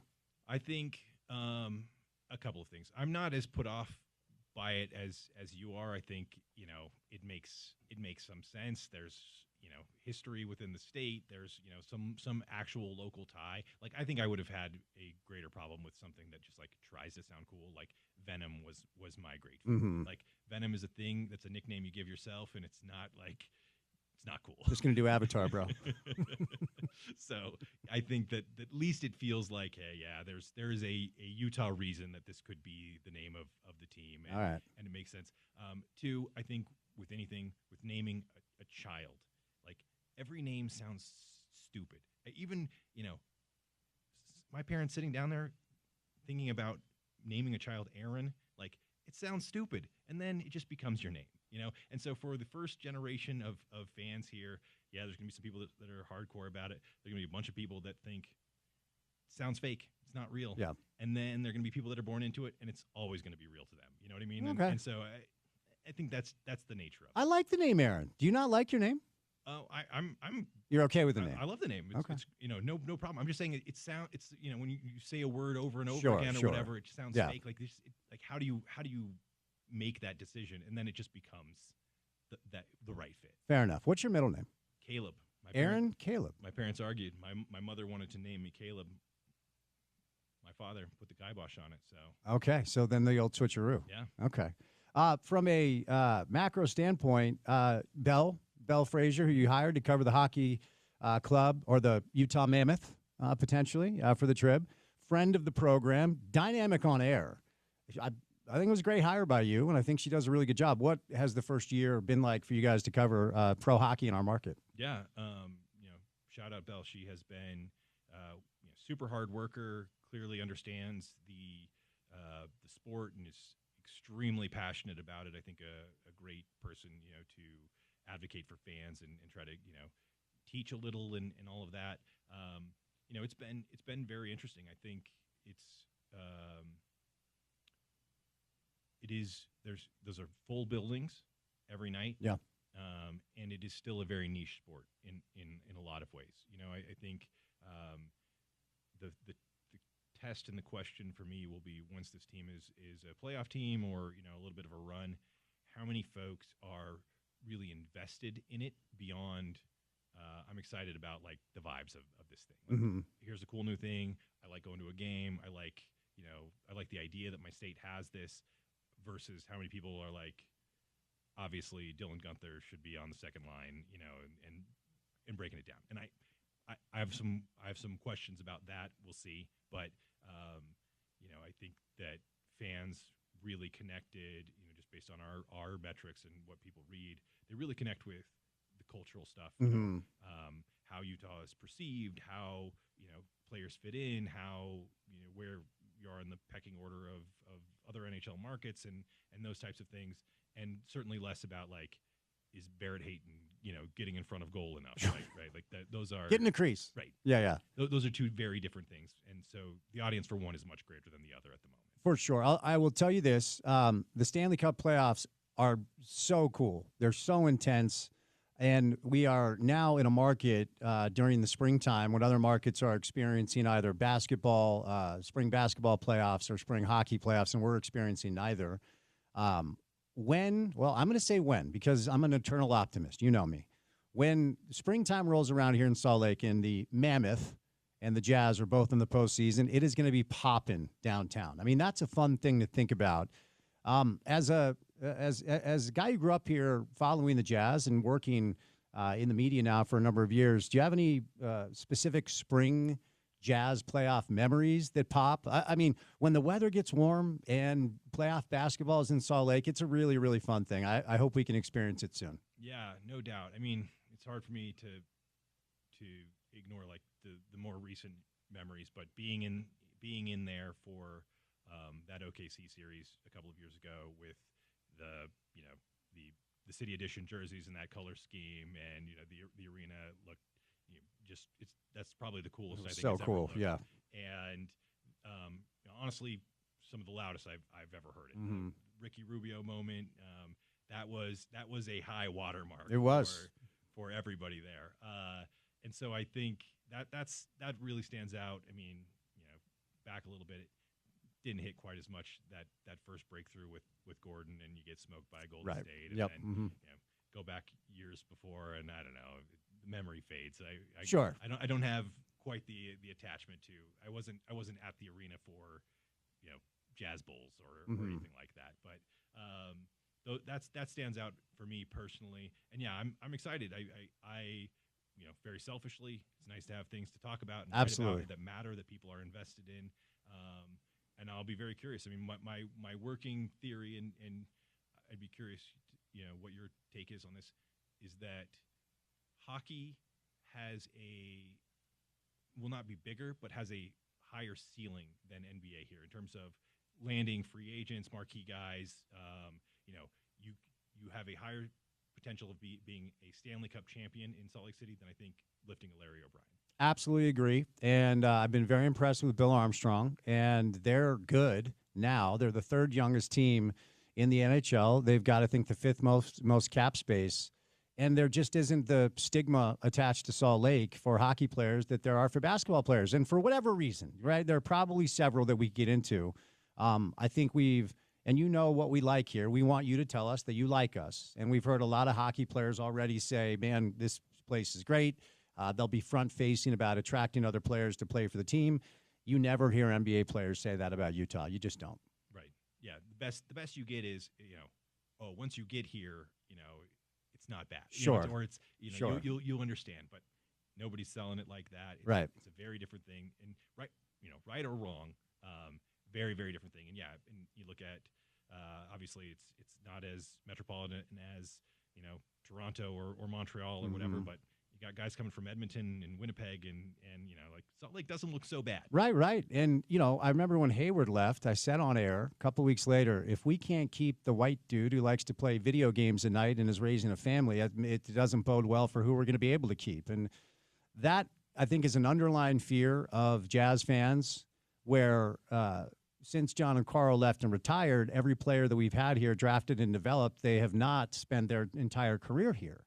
And if you can't get a player here to spend more than 5 or 6 years here, it's going to be hard to get a team to gel together long enough for them to be good. I think a lot of Jazz fans are afraid of that. Yeah, for sure. And you look at, people with a little perspective, like Darren Williams comes back. But Darren Williams was not going to stay. Right. And I think pretty clearly at that point. So, once you have a little bit of life experience and you see how things operate in other places and how you were treated and how you lived and, your commute and all of that, like, yeah, it makes sense. But, if you're a 25-year-old millionaire and the world is endless potential, you want to explore endless potential. Sure, and I completely get it. I mean, I always try to look at it through the prism of if I was a 25-year-old multimillionaire, where would I want to live if I was single? And I'm biased because I like it here, and I don't think it's a bad place to live. But I can understand if you want to experience other places. Really, being a professional athlete, it's kind of an odd thing. Like, you're told where you're going to work and where you're going to live. In any other endeavor, if you're the best at what you do in the world, you have control over where you can do that thing, and athletes just don't. It's kind of an odd thing. For sure. Maybe you get traded to Salt Lake City and you decide, I'm going to go to Brazil. I'm never coming there. There you go. We'll get to the lads, okay, in a moment. But before we get to the lads, Twitter discourse between college football fans, the visual I have are the monkeys throwing their feces at each other at the zoo. I mean, and I don't program my show off of it. But you can't help but see BYU fans, Utah fans, are you tampering with our players? Are you trying to steal our players? The transfer portal in college football is chaotic. Every school across the landscape of collegiate athletics in football and in basketball, you're going to lose players no matter what. The days of us getting to know Andre Miller and getting to know Britton Johnson and getting to know Alex Smith, 3 or 4 year players, they're gone. They just are. At the Tribune, how much does this back and forth when it comes to covering BYU football, Utah football with Kev, phenomenal short game, my guy, Jason on the other side, your college football beat writers, how much of this back and forth moves the needle, if at all? I think it does move the needle, and I think that, the way we try to look at it is maybe not so much jumping into into the cage and picking up our own faces and throwing it. I think we're trying to look at it as like, can we provide some perspective here and maybe get to a truth. So, right now the back and forth on Twitter, if you haven't been paying attention, is there are a lot of people out there that accuse BYU of quote unquote tampering, and offering guys large NIL packages to go south. Mm-hmm. Hasn't really happened that I've seen, in this, the top was Smith Snowden or somebody like that, right? Yep. Mm-hmm. Hasn't happened. Smith Snowden reaffirms he's at Utah. Maybe this is lingering from the Tanavasa stuff or whatever. I think my preference, very strong preference, is to try to answer that and say, like, what is the truth? Okay, so here's a bunch of people talking about it, speculation, here's a rumor. Can we get to the answer of what's really going on? And that's really like what we would endeavor to do. So I think it can shape and present interesting questions. I think it very rarely gives the real answer. And to be fair, I always put the disclaimer, you can ask for a public records request to understand what Utah's doing financially, but you can't do that with BYU because they're a private institution. So it really is hard to know exactly what the truth is with some of these financial figures. The On3 group seems to be doing a lot of reporting. Jeff Goodman, who's a very well-respected college basketball reporter, did report that the Rob Wright kid from Baylor signed $1 million deal from Baylor to stay there, and then BYU was paying him north of $3 million to play in Provo. The A.J. Debanza figure is $7 million for 5 months of basketball. Richie Saunders comes back reportedly with a 7-figure deal. If you just do loose math, BYU basketball is paying $13 to $15 million ish for this roster that's coming back next year. That's going to be awesome. They're going to be a top 5 team. My question to you is, why can't they just admit what they're doing? Why can't they just say what the truth is and stop telling us that we're not seeing what we're seeing? We hear these things where Travis Hansen says, well, we don't outbid people. We outlove them. We outdevelop them. We out whatever. The name of the game now is to have your NIL in a place where you can pay players to come play for you so you attract talent. It's not to outlove them or, the BYU experience or whatever. Like, why can't we just say what's actually happening? What if your love language is money? Fair. Then Fair you point. can outlove someone. Fair point. Fair point. Maybe that's the angle. And so, I think BYU is in a it's just an interesting situation in that they have a mission that is very publicly stated that's different than a lot of other places. Mm-hmm. And so it is hard to jump into the fray and fully embrace, like, hey, yeah, we've got a bag here for you and come play for us. And it feels mercenary. Like, we want you to be part of Coug Nation, and we want you to be part of the mission and all that. And so I think that is hard, but like, there is no shame in paying people what you think they're worth. No, take the victory lap. For sure. There's no shame in it. Right. And so, yeah, I think it's new. I think it's new, and I think you have a lot of people that make, at high levels, that make decisions for BYU at large on both, academically and sort of, spiritual mission wise, and athletics is only part of that. Mm-hmm. And so, yeah, I think you got to make sure that people that don't have their minds wrapped around NIL the way that you and I do, the way that a lot of fans now have come to, who believe that it is kind of sounds gross, like they're not there yet. And so I think part of it is probably making sure that the people that make those decisions higher up in the church and BYU's academic side feel good about it too. That's fair, and some good perspective there. It just comes across as so unauthentic and disingenuous when the reality of the situation is you are outbidding other schools for these players, and there's nothing wrong with that. So trying to spin the message to make it sound any other way, I don't understand what you're afraid of. Maybe it's this, and we should be clear.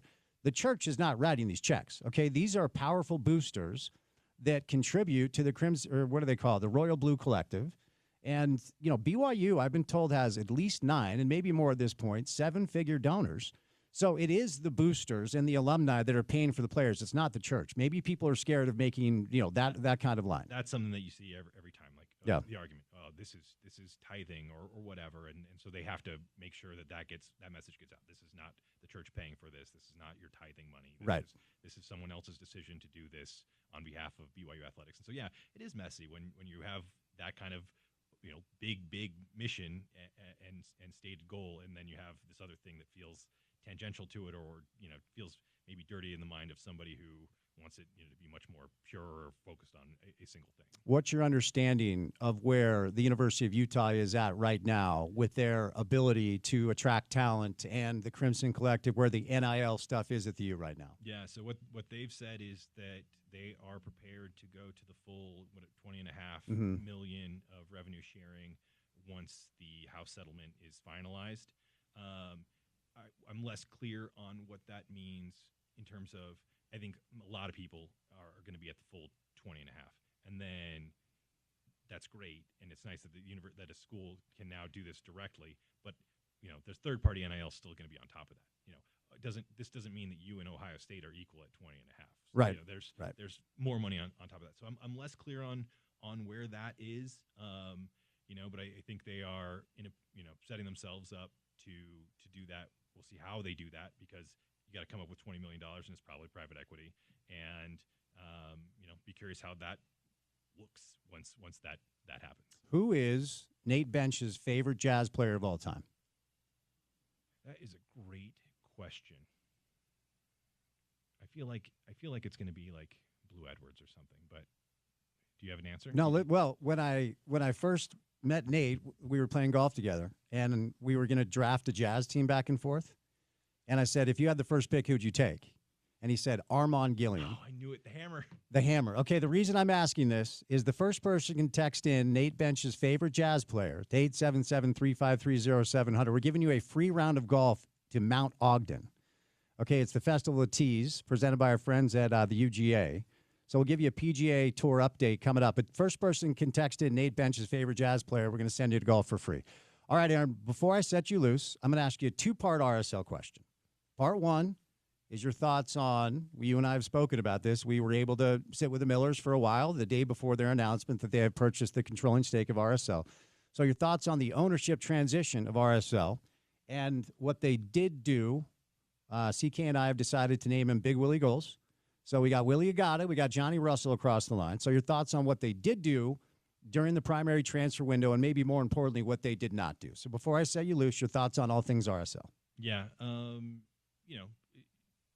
incomplete grades and TBD. I mean, I understand the frustration. To start with the second half first, I understand the frustration that you don't have a star striker at this point after selling off a guy who looked very much like a star striker, at least for the first half of last year. And I completely understand the frustration. However, I don't know anything about our friend, who's it, Bozniak? Bozniak. Yes, sorry, there we go. Bozniak, yeah. I couldn't tell you, but hey, you tried, and through no fault of your own, failed. So right. I can't really hold that against you. Given how complex it is to get across the line on these things, you got to have four that are close, and you get to that situation. But it sounds like they got done dirty on that one, and so hey, got to try again. Johnny Russell, once a great player, now seems like a great guy. We'll see how that works. Fair enough. And Agata gives you at least something, because they didn't have, Forster was not the answer. No, he was not. So incomplete in terms of the Millers. I think that they are not the splashiest and flashiest of owners, right? They're not going to go in. They're not going to here to lure whoever the next great European is and spend a bunch of money to do it. They're always going to, be smart with their money and see where they can, maximize some things. That being said, we talked about being spoiled. Did they really have bad teams ever, for a long period of time? So I think, maybe you feel C, B, meh about it, but I do think you're going to have a good product for a long period of time. I do think that will be important to them. No, I agree. Well said. And you don't have to spend NBA money on MLS teams, so we'll see how it goes. Well, look, great to see you. Subscribe to the Trib. What do you want to tell our listeners about what we got going to the Trib? Yeah, Tribune. no, thank you for everybody that reads Bell stuff, Kevin stuff, Jason stuff, Andy stuff, Gordon stuff, messeltrib.com. Like and subscribe. Shout out Nate Bench. Love it, man. Great to see you. We'll see you Saturday, okay? Absolutely. Aaron Falk, the editor of the sports section of the Salt Lake Tribune. All right, coming up next, the head coach of RSL, Pablo Mastroeni, stops by on this beautiful Thursday, so keep it here on ESPN 700.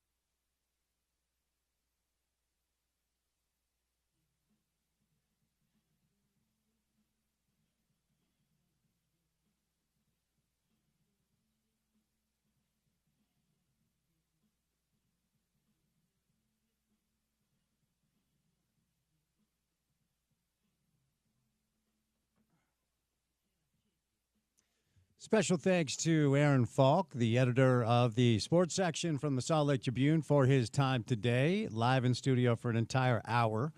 Get back to some NBA playoff conversation, and we'll do some college football transfer portal in the 5 o'clock hour. But Real Salt Lake took all 3 points on the road against San Diego, and the road continues, taking on Vancouver. Coming up on Saturday. Next guest, the head coach of RSL on a Thursday afternoon, Pablo Mastroeni. Happy Thursday, buddy. How we doing?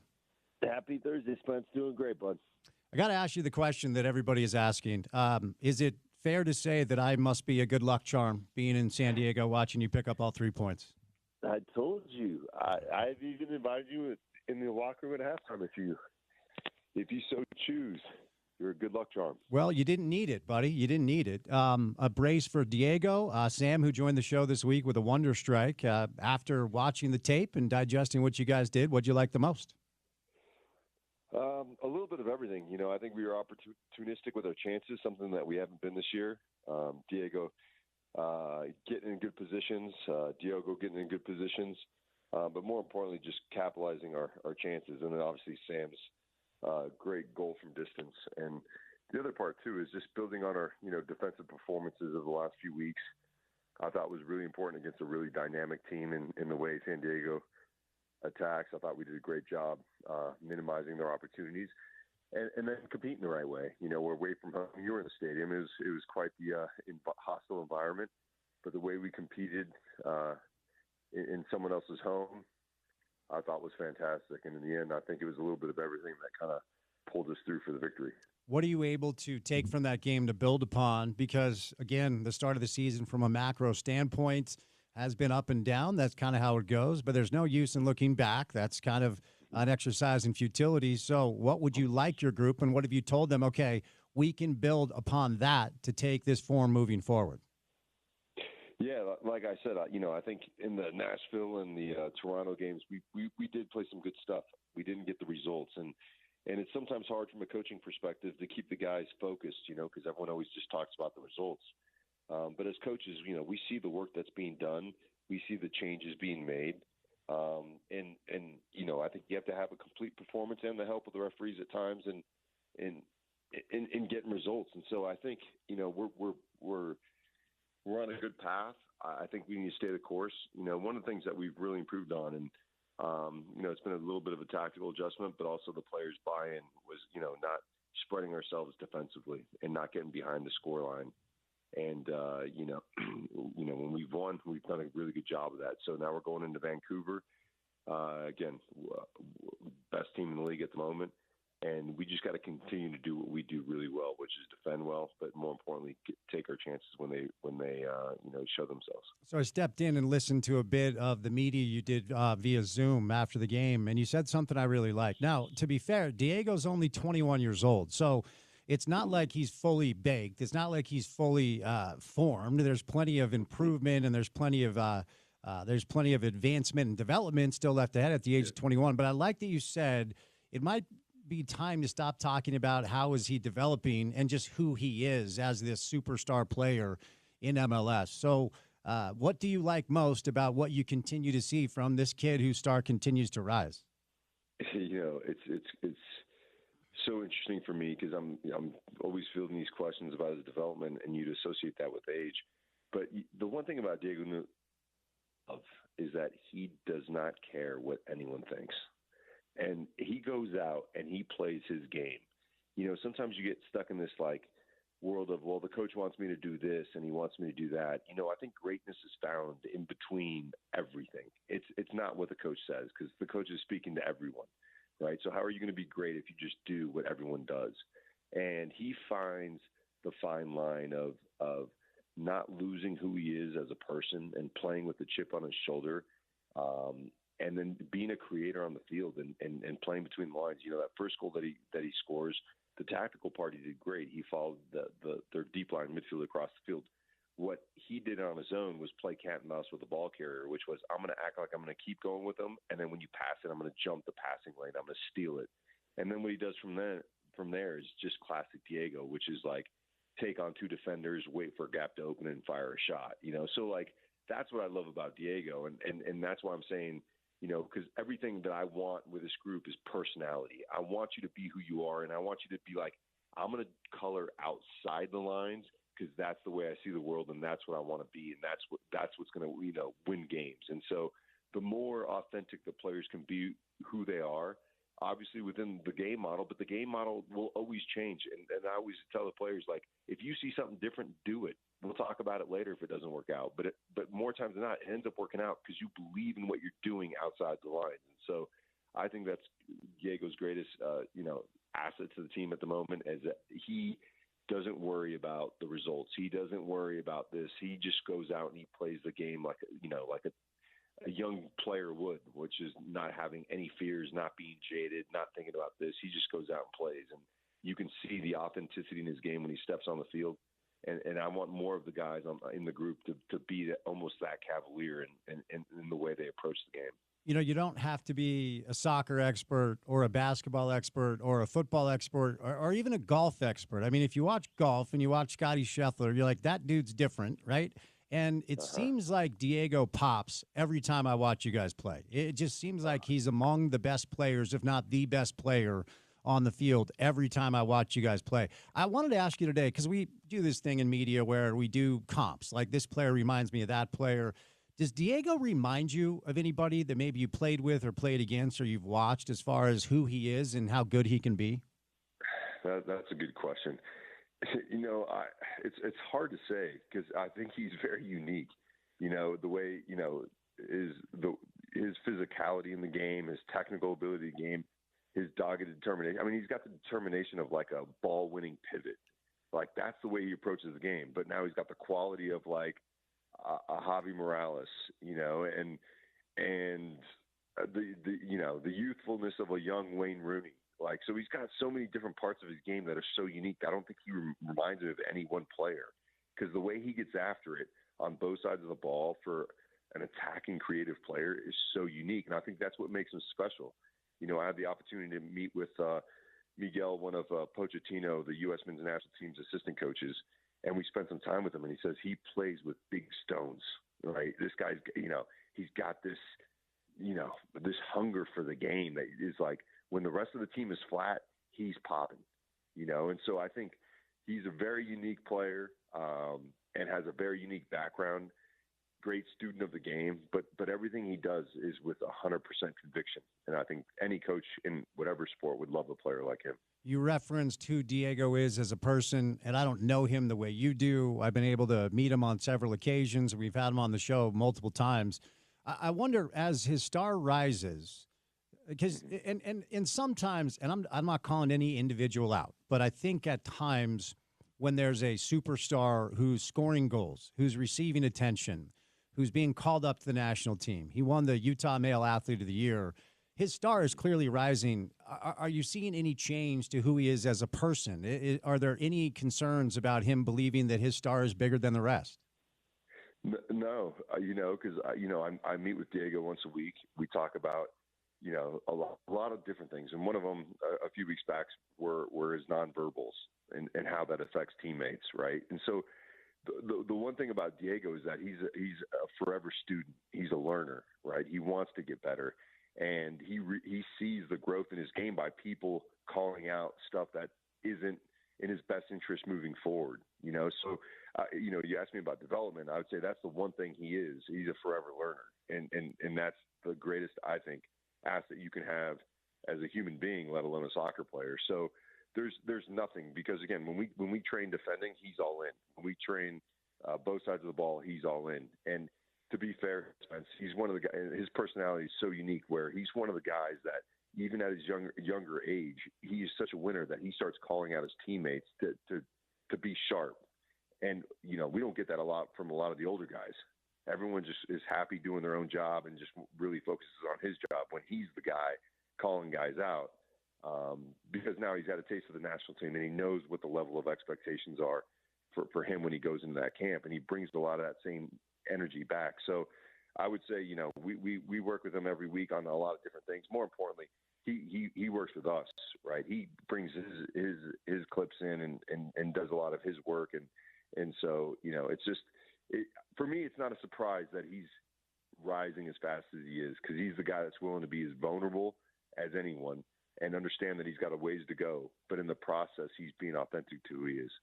You referenced this, the work rate, and I don't know if it was last year or the year before. I think there may have been a little bit of frustration about, not tracking back and not doing what he needs to do, because the natural tendency of a fan is to watch the ball. You watch the touchdown pass, you watch the three-point shot, you watch the dunk, you watch the goal.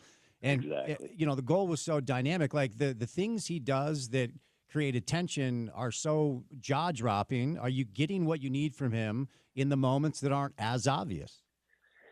Absolutely. And I think for me, having played where I played, the weak side of the field or wherever the camera is not becomes the most important part of the field. Just give it a couple of seconds, right? So as the camera comes across the field to from left to right, there's a really important decision to be made. And so, these are the areas, the black areas of the field where you're not privy to at the moment, that are super critical. And he does such a great job up front from defending, for example, of communicating with Ari and the midfielders and getting them in good position so that we can win the ball back. And so he's doing a great job on, effort, commitment, and also, help leading the team in those moments that most people aren't even privy to. Is there any concern that there's too much weight on his shoulders? I mean, he certainly is up to the task, but it oftentimes it feels like if Diego doesn't create the opportunity or if he doesn't score the goal, where's it coming from? Any concern that you're putting too much on this 21-year-old? Yeah, no, I think that's a great question, and obviously as you referenced earlier, a 21-year-old doesn't have the life experience that an older person would. So there's definitely going to be moments where we're going to have to reset and we're going to have to go at it again. But I also know with younger players is when they're living in a good moment, you got to take it. Like there's no, hey, you got to temper it because if it goes too well, then you might fall. Like you've got to step on it and you got to go, hey, if you're the guy, you're the guy. Let's go. Because from a team's perspective, to your point, is if Diego's not doing that, then who's going to do that? Who's going to take the baton? And there's a few players that are capable of doing it, but we're still kind of waiting for that moment to come through. So the more I think that we highlight what Diego's doing, and again, he's a player that wants the responsibility. He's not scared of it. Like this is what he's been living the last few years. And so the idea for us is like, well, if he's the guy, regardless of his age, let's keep him forefront. I made a note, on Wednesday, and I'm saying the reason why Diego's improving and getting better and leading the group the way he is because he's not worried about what other people think. He's just worried about getting better. And the more of us that can do that, whether you're a coach or a player, we're all going to be a better team. So let's challenge ourselves. Let's hold ourselves to really high expectations. And let's not care what anyone else thinks, because if we all do this, we're going to be in a position of receiving a lot of praise. So I may have shared this with you anecdotally. I can remember back in, I don't know, maybe 2007, 2008, there was a game out at Rio Tinto where Kyle Beckerman hit one of his, we used to call them Becker bombs. They're like these 30-yard strikes. And whenever he would score one of those goals, and they were just one of those stunning moments, and I had Jason, who was the coach at the time, on the postgame show. And I said, Jason, I'm going to do you a favor. I've got an idea. Kyle needs to play striker. Put him up top. Just go ahead. You're like, there you go. You're welcome, Jay. And he gave me this look that he wanted to, strangle me. But he said, look, if Kyle embraces what we're asking him to do, he will play in a World Cup, which was pretty striking and obviously very telling. And so from then on out, I started to pay more attention to the way Kyle dominated the field in his role in that space, because going back to the whole, the obvious things are the goals. The obvious things are the moments. And so that's allowed me to color my perspective on that position. And I thought Emeka was awesome against San Diego, but not as obvious because he didn't score. What stands, kind of same question, what is standing out most to you about the way Emeka has embraced this role? And is there a little KB5 in him? Yeah, no, you're absolutely right. The way he took the game over in a way that Emeka can take the game over, which is linking short passes, controlling the game with the ball, always being available. He had a crunching tackle in the middle midfield to help us retain possession, which helped us continue with our momentum in that attacking third of the field. Like he was just, it looked like there was three Emmekas on the field. I mean, he was everywhere. And I think those games as a deep lying midfielder like Beckerman are like us coaches, we see that's the engine room, right? That's the room that has to go. And it inspires a team with belief.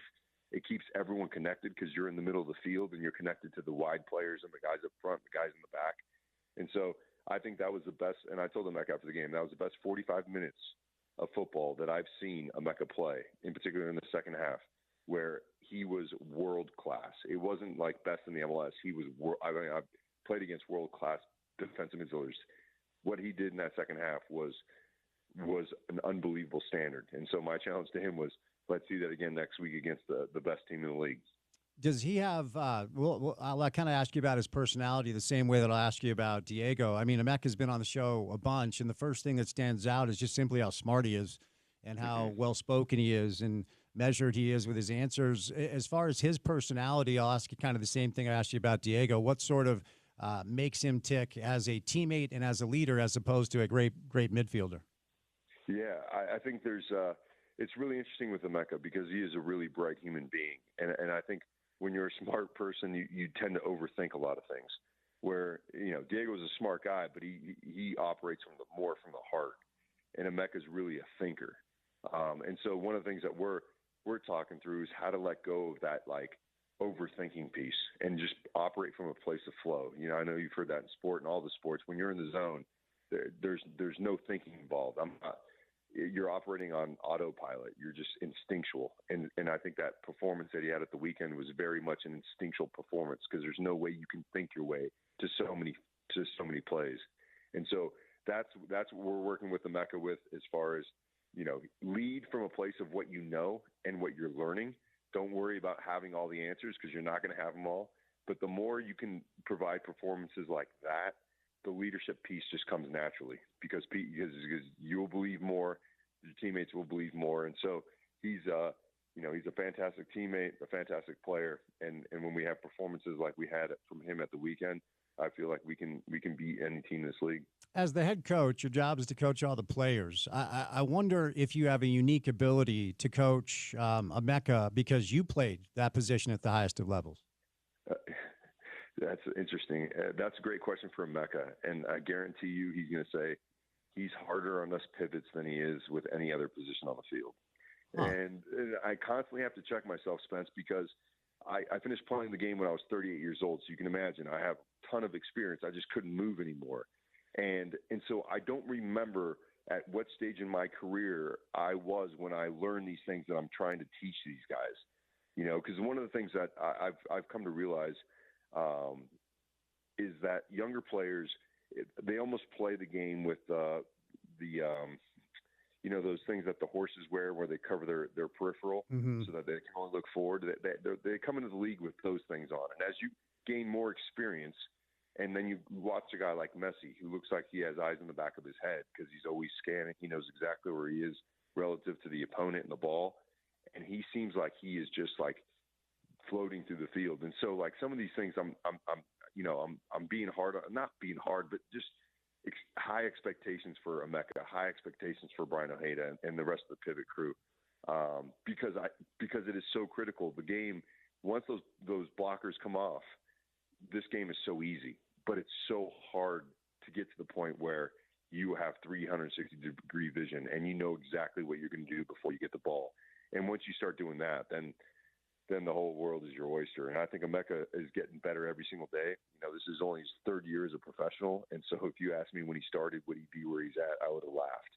But he keeps on, coming up trumps and doing things that probably I didn't do till I was in my mid-30s. And so I'm constantly having to check myself. But he's, again, a great student. He takes it, he digests it, and he produces. Do any of your players know what a good player you were, or are we all just too old at this point? Yeah, we're too old. All right, I don't go back there. Okay.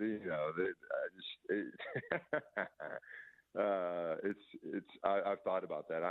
Just a quick story.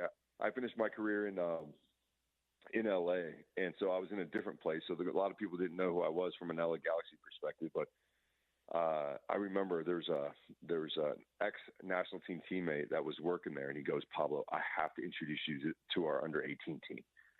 And so I was like, okay, yeah, I'll introduce you. And he goes, guys, look who I have here. And they were all looking around like, who is it? Who is this guy? And that's it. I was only, 5 years removed from the national team. So imagine now, whatever it is years later, these guys don't. These guys have to look in the archives to find a snapshot of when I played. Oh, well, that's why YouTube exists, brother. So send them to some highlights. All right, let's move over to this. We saw 23 minutes from Willie. And look, it's going to take some time for him to acclimate, understand what you guys want him to do. So Willie Agata, one of your new additions. What did you see from him in the limited minutes against San Diego, and shed some light on how it's been to have him on the ground? Yeah, so again, I think, he came into the game, and I think the biggest thing, Spence, was there's a couple balls played into him at like chest high or, waist high.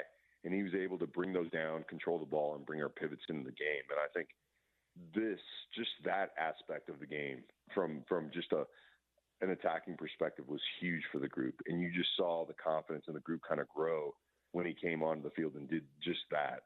He had a good chance of, inside the box that he put over the bar. But again, getting into that spot is really, really important. And the one thing with Willie that we're working with him is level of fitness. He only had about 90 minutes over 9 games before he came in and played 30-plus minutes for us. And this week, unfortunately, he didn't have a lot of training time. He went back home to grab his stuff to move. And so we only got him. He only showed up today for the first day of this week. We're working with him. He had a workout yesterday on the treadmill. He worked out today with the group and then did some extra running. So for us, it's nothing more than what Willie feels comfortable giving at the level that we need him to play at. And so, again, I think a similar type time frame as far as minutes this weekend, maybe a little bit more depending on how he feels. And so just really, using Willie's perspective as a guide as to how much he plays. And then, unfortunately, we had a setback with Johnny Russell after a training session on Tuesday. It looks to be minor, but won't be available for this weekend. And it's something that we already baked in because he hadn't trained with the team in 4+ months, but was doing a lot of stuff on his own and came in super fit. But the biggest thing with soccer is that it's one thing to have controlled environments and controlled action. So you're running on a treadmill, you're running on your own, you're in the gym. It's another thing when the ball's bouncing and guys are bouncing into you and all those little, supportive muscles that are activated when you're playing soccer that you don't activate when you're training on your own. So hopefully it's a week, maybe a couple days, but really excited to really integrate these guys because I think they're going to make a huge difference to our group. Had a chance to sit with Johnny for a minute watching the game, and his intensity just it wafts off of him. And I don't use the term waft very often, Pablo, but like you can just sense when you're around him, like this dude wants to, like he's ready to go. You can tell he's chomping at the bit. Yeah. Yeah, no, he's a winner, man. I look at him and I feel like he's he was an extra in like the Braveheart movie, yeah. Just like, I'm going for it. There's no reservations, and a lot like Diego Luna and I don't care what anyone has to say. I'm going to play my football. And again, that personality piece, he exudes that I'm so comfortable in my own skin. I know what I'm capable of. Just give me the rock, And so, again, super excited to have both Willie and Johnny on board. All right, buddy, before I say you lose, Vancouver, goodness gracious, they're coming off just an ass-kicking of Miami. Lionel Messi in Miami, a 5-1 aggregate win, 3-1 the other night. And they're, as of right now, they're atop the table. I don't know much about them, but I'm looking at their stats, and you guys are in for a challenge. Tell me about this side and what you have to do to go up there and come away with a result. Yeah, this is definitely a team where the whole is greater than some of their parts. They've done a really good job as a team. Talking to some guys in their camp, they said it's just amazing, like the feeling that we have, and that we're invincible, and that we can go away, we can play with majority of second team players, and we can still get the same type of production. So they're going to be a really tough team, and I think that's why that game against San Diego was really important. They defend in a similar shape. They attack fairly similar. So it's, we got to go out and do what we do as opposed to stifle them. And I think that's always the sign of a good team, right? Where you're aware of your opponent, you're aware of how good they are. We work through some of their attacking rotations that they have, and that's just kind of. But what I said was, how do we dominate the game with the ball and in transition? Because they're a really good transition team. They're very fast. They're very athletic, and they like to go to the house. But we've got to be the impediment to anything that they're doing with the ball. And then when we have the ball, is make sure we take our chances like we did last game. So, I think this game sets up great for us. They're coming off a big high.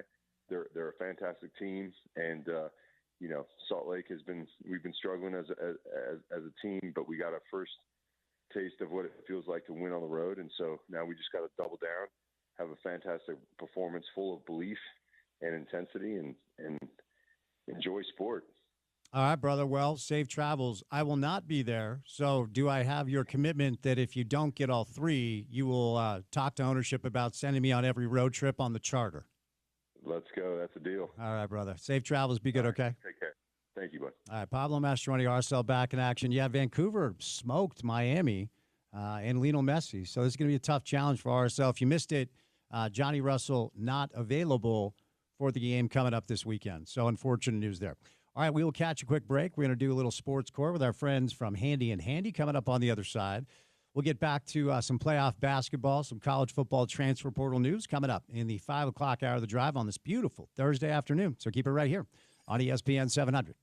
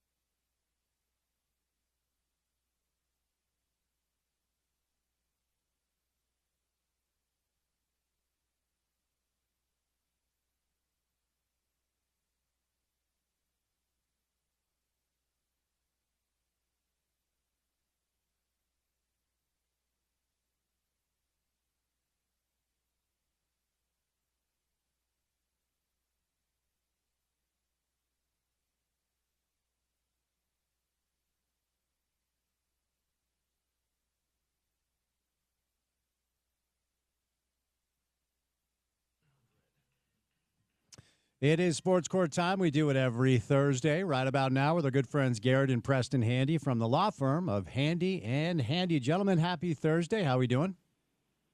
Hey, Spence. How you doing? Happy Thursday. Doing really well. Appreciate the time. So I had not heard about our first story. Let's dig into it. Hazing on steroids. 11 high school lacrosse players are facing charges in New York. What's going on here?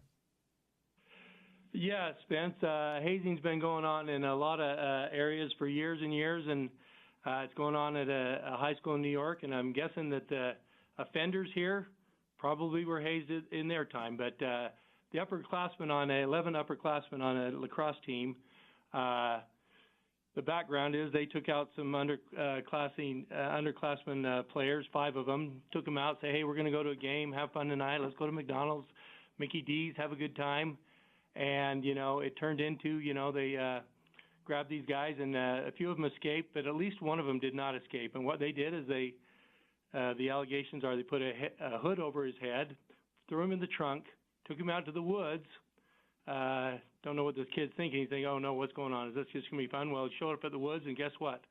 Guys come out of the woods with black capes on, black hoods, with knives and guns. And somehow this came to light. Nothing, beyond that happened other than the emotional trauma. It came to light to the district attorney, and he went out and said, okay, guys, whoever's involved in this has 48 hours to turn themselves in voluntarily, and if you do, you're going to be ticketed, essentially a citation, and be given a Class A misdemeanor charges. And as a result of this, you will be released to your parents' custody, and this will all be handled in family court.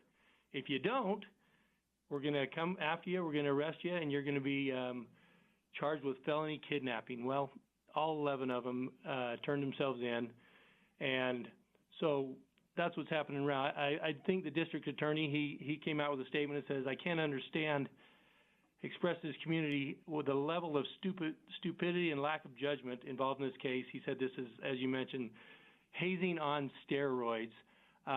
So I think we've probably heard the last of this, but, I look down the road and think, could this potentially result in a civil lawsuit? I think one of the younger players is involved, and, and they said no physical harm, but potentially, emotional harm and things like that he's going to go through. So hazing still goes on, and I'll bet that there's not going to be hazing here in the next little while for this school and this lacrosse team. All right, Gary, you're up, bud. Well, I like how the DA handled this, giving them an option. And something to keep in mind is you've probably got, juniors and seniors doing this. And so some are maybe 18 and some are 17 or younger. And so you've got minors, and they're going to get treated differently, how these charges might follow them around, or, as a juvenile. And so there's some differences there. And then the coach did come out and they canceled the rest of the season. So that hurts for the other players that weren't involved, but they're looking to reset this situation there and this bad tradition that they've got. Next one for today, a sports card marketplace known as Alt has filed a lawsuit against a former auction house known as PWCC, now owned by Fanatics, and it's a fraud situation involving cards of Patrick Mahomes and Kobe Bryant. What do we have going on here?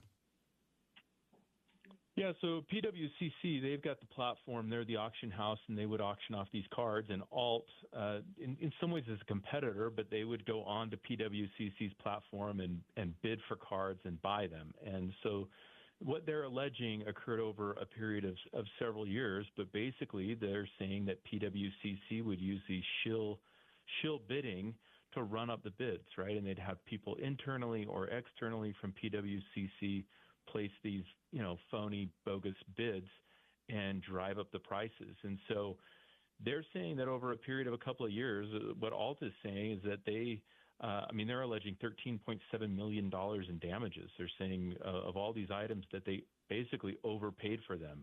These are artificially inflated prices. This PWCC, they've had some problems in the past. They've been banned by eBay for a similar type of thing a few years ago. And so, and they've come out with a statement that, of course, there's, nothing to this. But, we're talking some big numbers here. This 2017 Patrick Mahomes card had sold on their site for $528,000. A year earlier, it sold for $35,000. So, I mean, pretty insane, the markup on these cards. So, anyway, sports memorabilia, a lot of litigation going on here. Preston, you're up, bud. Yeah, I guess Fanatics has come in and, this happened before, but that's changed ownership. They bought PWCC, and they've come out and said, we're going to change the name of this platform and not be associated with this name, even though they bought it. But I think this is something that's just, lends itself to a lot of widespread opportunity for stuff like this.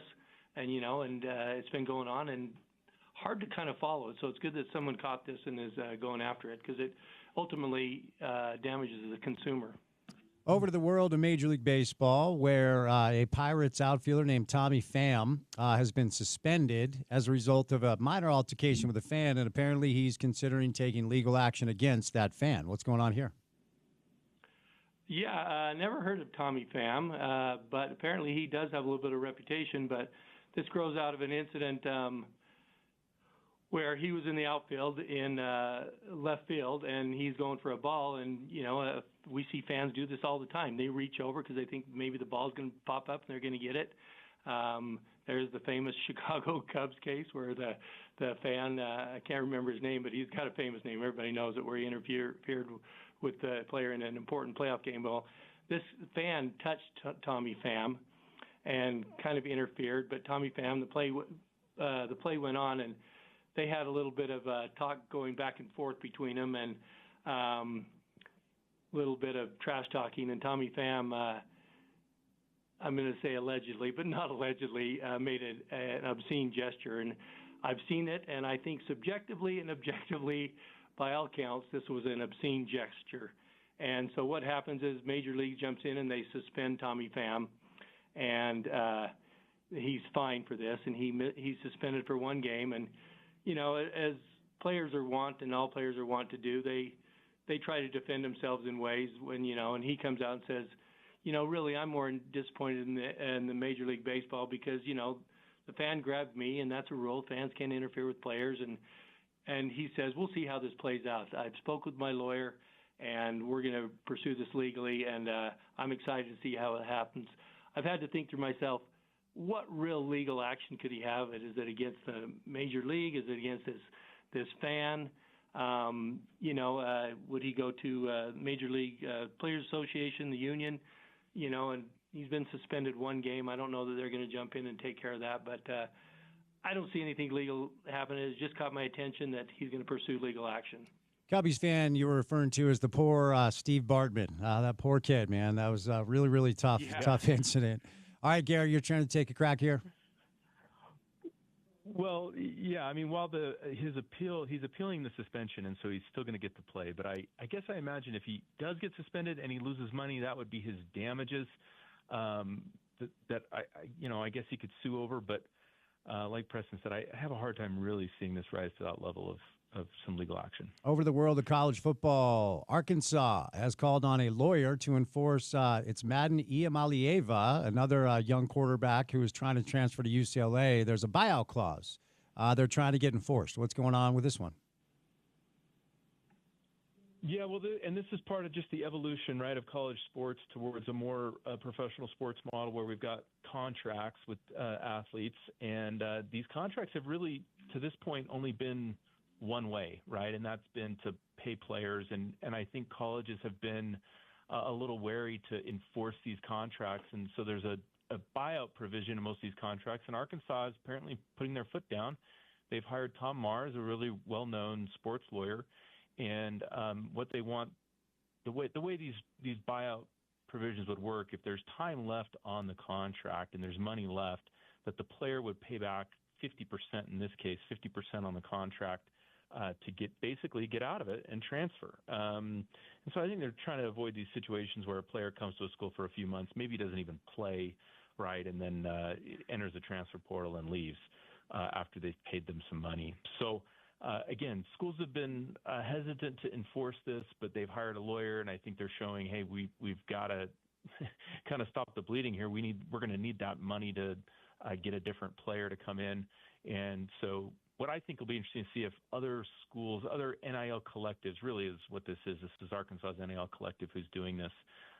If they'll, do the same thing, right, in some solidarity to kind of establish some guidelines, because until some revenue sharing through the House settlement gets settled, nobody really knows what to do. So here's Arkansas taking a step in one direction. All right, Preston, you're up, bud. Well, I thought we'd get through the day without mentioning the House settlement, but Garrett jumped in on it.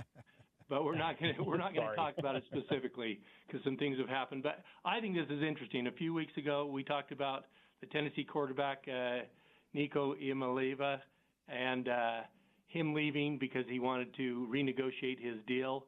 And they said, okay, you can leave. And we contrasted this with Jaden Rashada, the quarterback who is suing University of Florida, saying they didn't make good on his NIL deal. And in an analysis by this, Michael McCann said, it is kind of is a one-sided thing that schools aren't going to be trying to enforce the contracts because it screams pay for play. And, everyone behind going, no, this isn't pay for play. This is players getting their NIL contracts, name, image, and likeness, and that's where they're getting their money.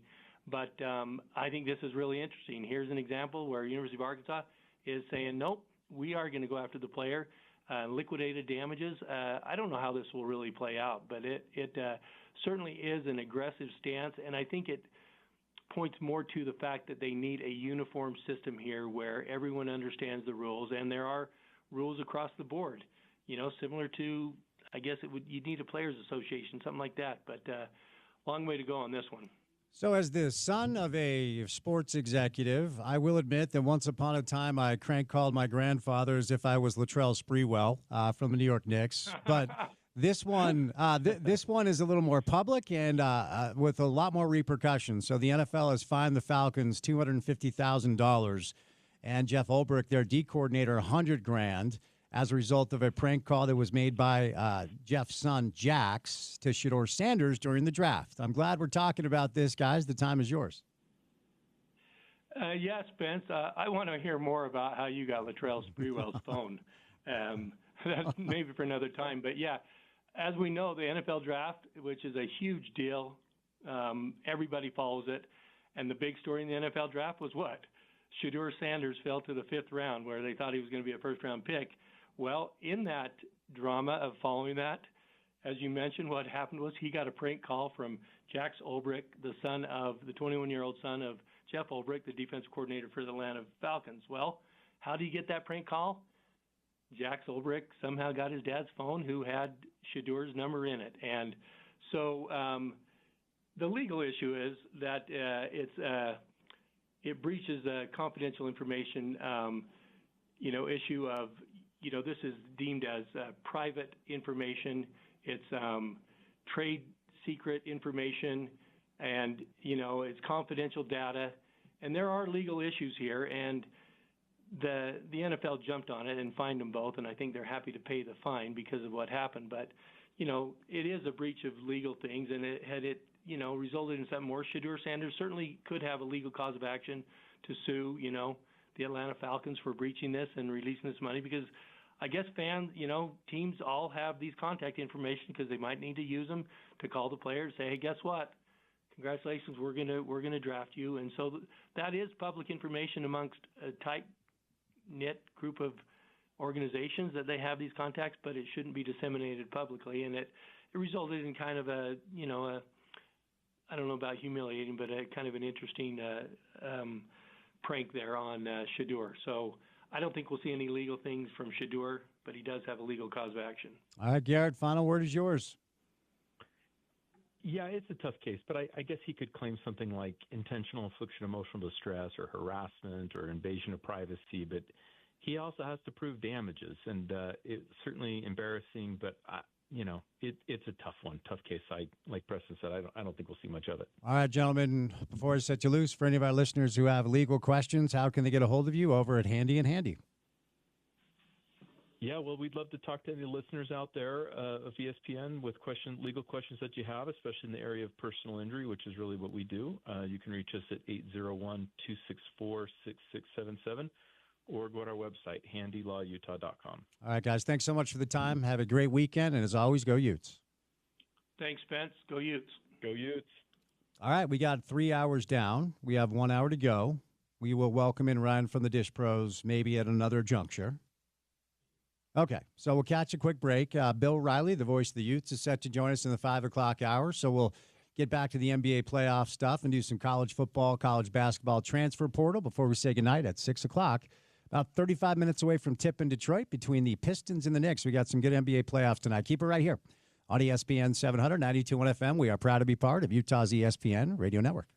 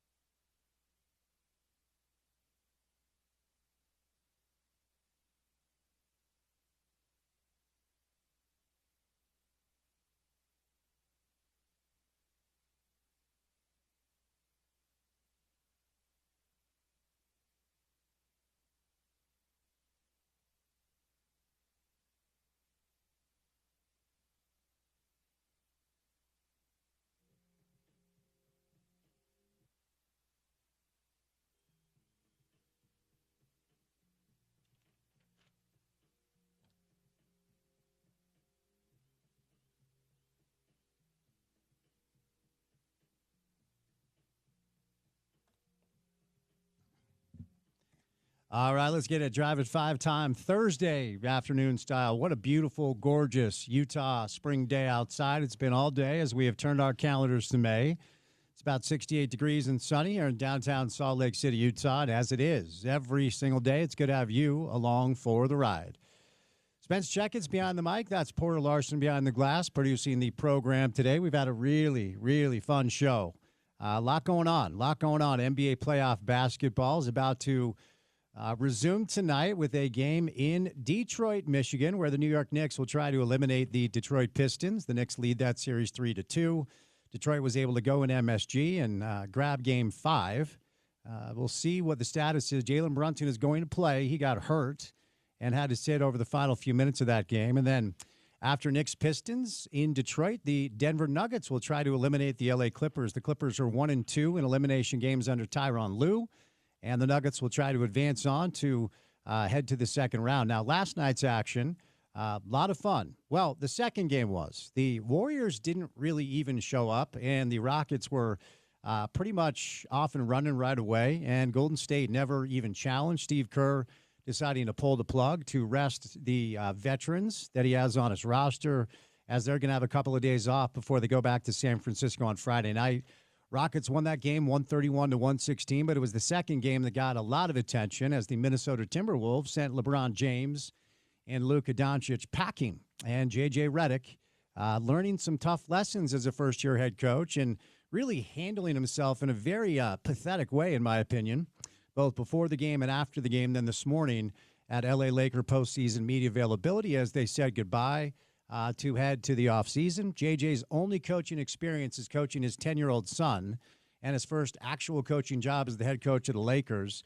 He has not earned the right to act with the hubris that he has acted, in my opinion. He got out-coached. Chris Finch put a clown suit on him, and LeBron James simply is not young enough to carry this team in fourth quarters the way that he used to. LeBron did not score in the fourth quarter of Game 4 and only had 3 points in the fourth quarter last night.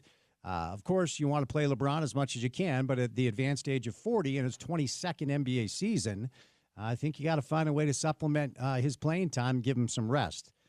Now, the storyline coming out of the game last night was the dominant play of Rudy Gobert. So we've been talking about this on the show today. Some good insight from Aaron Falk from the Salt Lake Tribune, who worked for the Utah Jazz for a number of years. Bill Riley, the voice of the Utes, is going to stop by coming up in a bit. And I want to be fair here because the easy thing to do on the show today, the day after Gobert may have had his best game in the postseason as a pro with 27 points, 14 rebounds, 2 block shots, he becomes the first player in NBA history to have 27 points, 24 rebounds, and shoot at least 80% in an elimination game. And, of course, out east, Donovan Mitchell has had an insanely productive season for the team that has the best record in the entire Eastern Conference, the Cleveland Cavaliers. Donovan Cleveland 64-18, second only to OKC, who won 68 basketball games. Donovan's going to be first-team All-NBA, and he's probably going to get some MVP votes. He won't win it. I think Shea's going to win it. Jokic has something to say about it. So when you look at Donovan's masterful performance all year and the ascension and maturation, quite frankly, as this leader for this young Cleveland Cavalier team, he's distributing better than he ever has. He's guarding way harder than he ever did here. And then watch what Rudy did last night, in addition to Mike Conley hitting a couple of dagger threes and some good solid seasons from other ancillary pieces like Royce O'Neal and George Niang. We could keep going. So the easy thing to do on a day like today is to look at the Jazz roster from 2021 and look at a player like Donovan Mitchell, who was 24 at the time. Look at a player like Royce O'Neal, who was 27 at the time. Bojan Bogdanovic was 31, but he's kind of at the tail end of his career. Rudy was 28. Mike Conley at 33. Even Jordan Clarkson, who's still here, George Niang. Some of the other bit pieces aren't even playing pro basketball anymore, but the bulk of that roster was either entering their prime or still in their prime. So the easy thing to do today is get a little nostalgic and be reminiscent about the decision that, quite frankly, Danny Ainge made, and, of course, Justin Zanuck in the front office, to break that team down brick by brick. Dennis Lindsey, after meeting with ownership, decided he had no interest in working for the new ownership group, Quinn Snyder, who said himself he saw no pathway forward. Of course, the front office broken down and changed. The coaching staff completely overhauled. The easy thing to do today is to say, was that the right thing to do? Was that the right decision to make? Was that avenue the correct avenue to take for a front office who exists in an ecosystem that, quite frankly, is difficult to acquire talent? So in Salt Lake City, Utah, when you have been able to build that team up to the point where every single year they had a shot, and that's all you want. I mean, you hear Justin Zanuck all the time say our goal is to crack open a championship window. And while that team had playoff failures and that team certainly had flaws, I think it's fair to say that they cracked open a window. The most regular season wins in the NBA over a 4-year period, number 1 seed in the Western Conference. Obviously, the Terrence Mann Clipper game, and quite frankly, Maxi Kleber from the Dallas Mavericks, now Luka Doncic, did them in. So I understand the playoff failures. It's a really, really tricky dance, though. In Salt Lake City, Utah, after having built that team up with star players that some are in their mid-20s, others in their late 20s, early 30s, the decision to break that down in the name of what? In the name of draft capital that you have in your back pocket, in the name of clean books that you haven't been able to use to attract anybody. Like the past 3 years have been not awesome. At most, it's been mediocre. Typically, it's been worse than that. And yes, I understand the long game play. But from a media member perspective, from a sports talk radio perspective, you can only analyze what's in front of you. I can't sit here and analyze the 2029 Utah Jazz. I don't know what they're going to look like. Do I leave space for lucking into the number 1 pick and drafting Cooper Flagg and maybe doing the same thing next year and maybe A.J. DeBance is wearing a Jazz uniform? Sure, that would be awesome. I'm on board for all of that. Nobody wants the Jazz to win more than I do. I would love the Jazz to win for a number of reasons.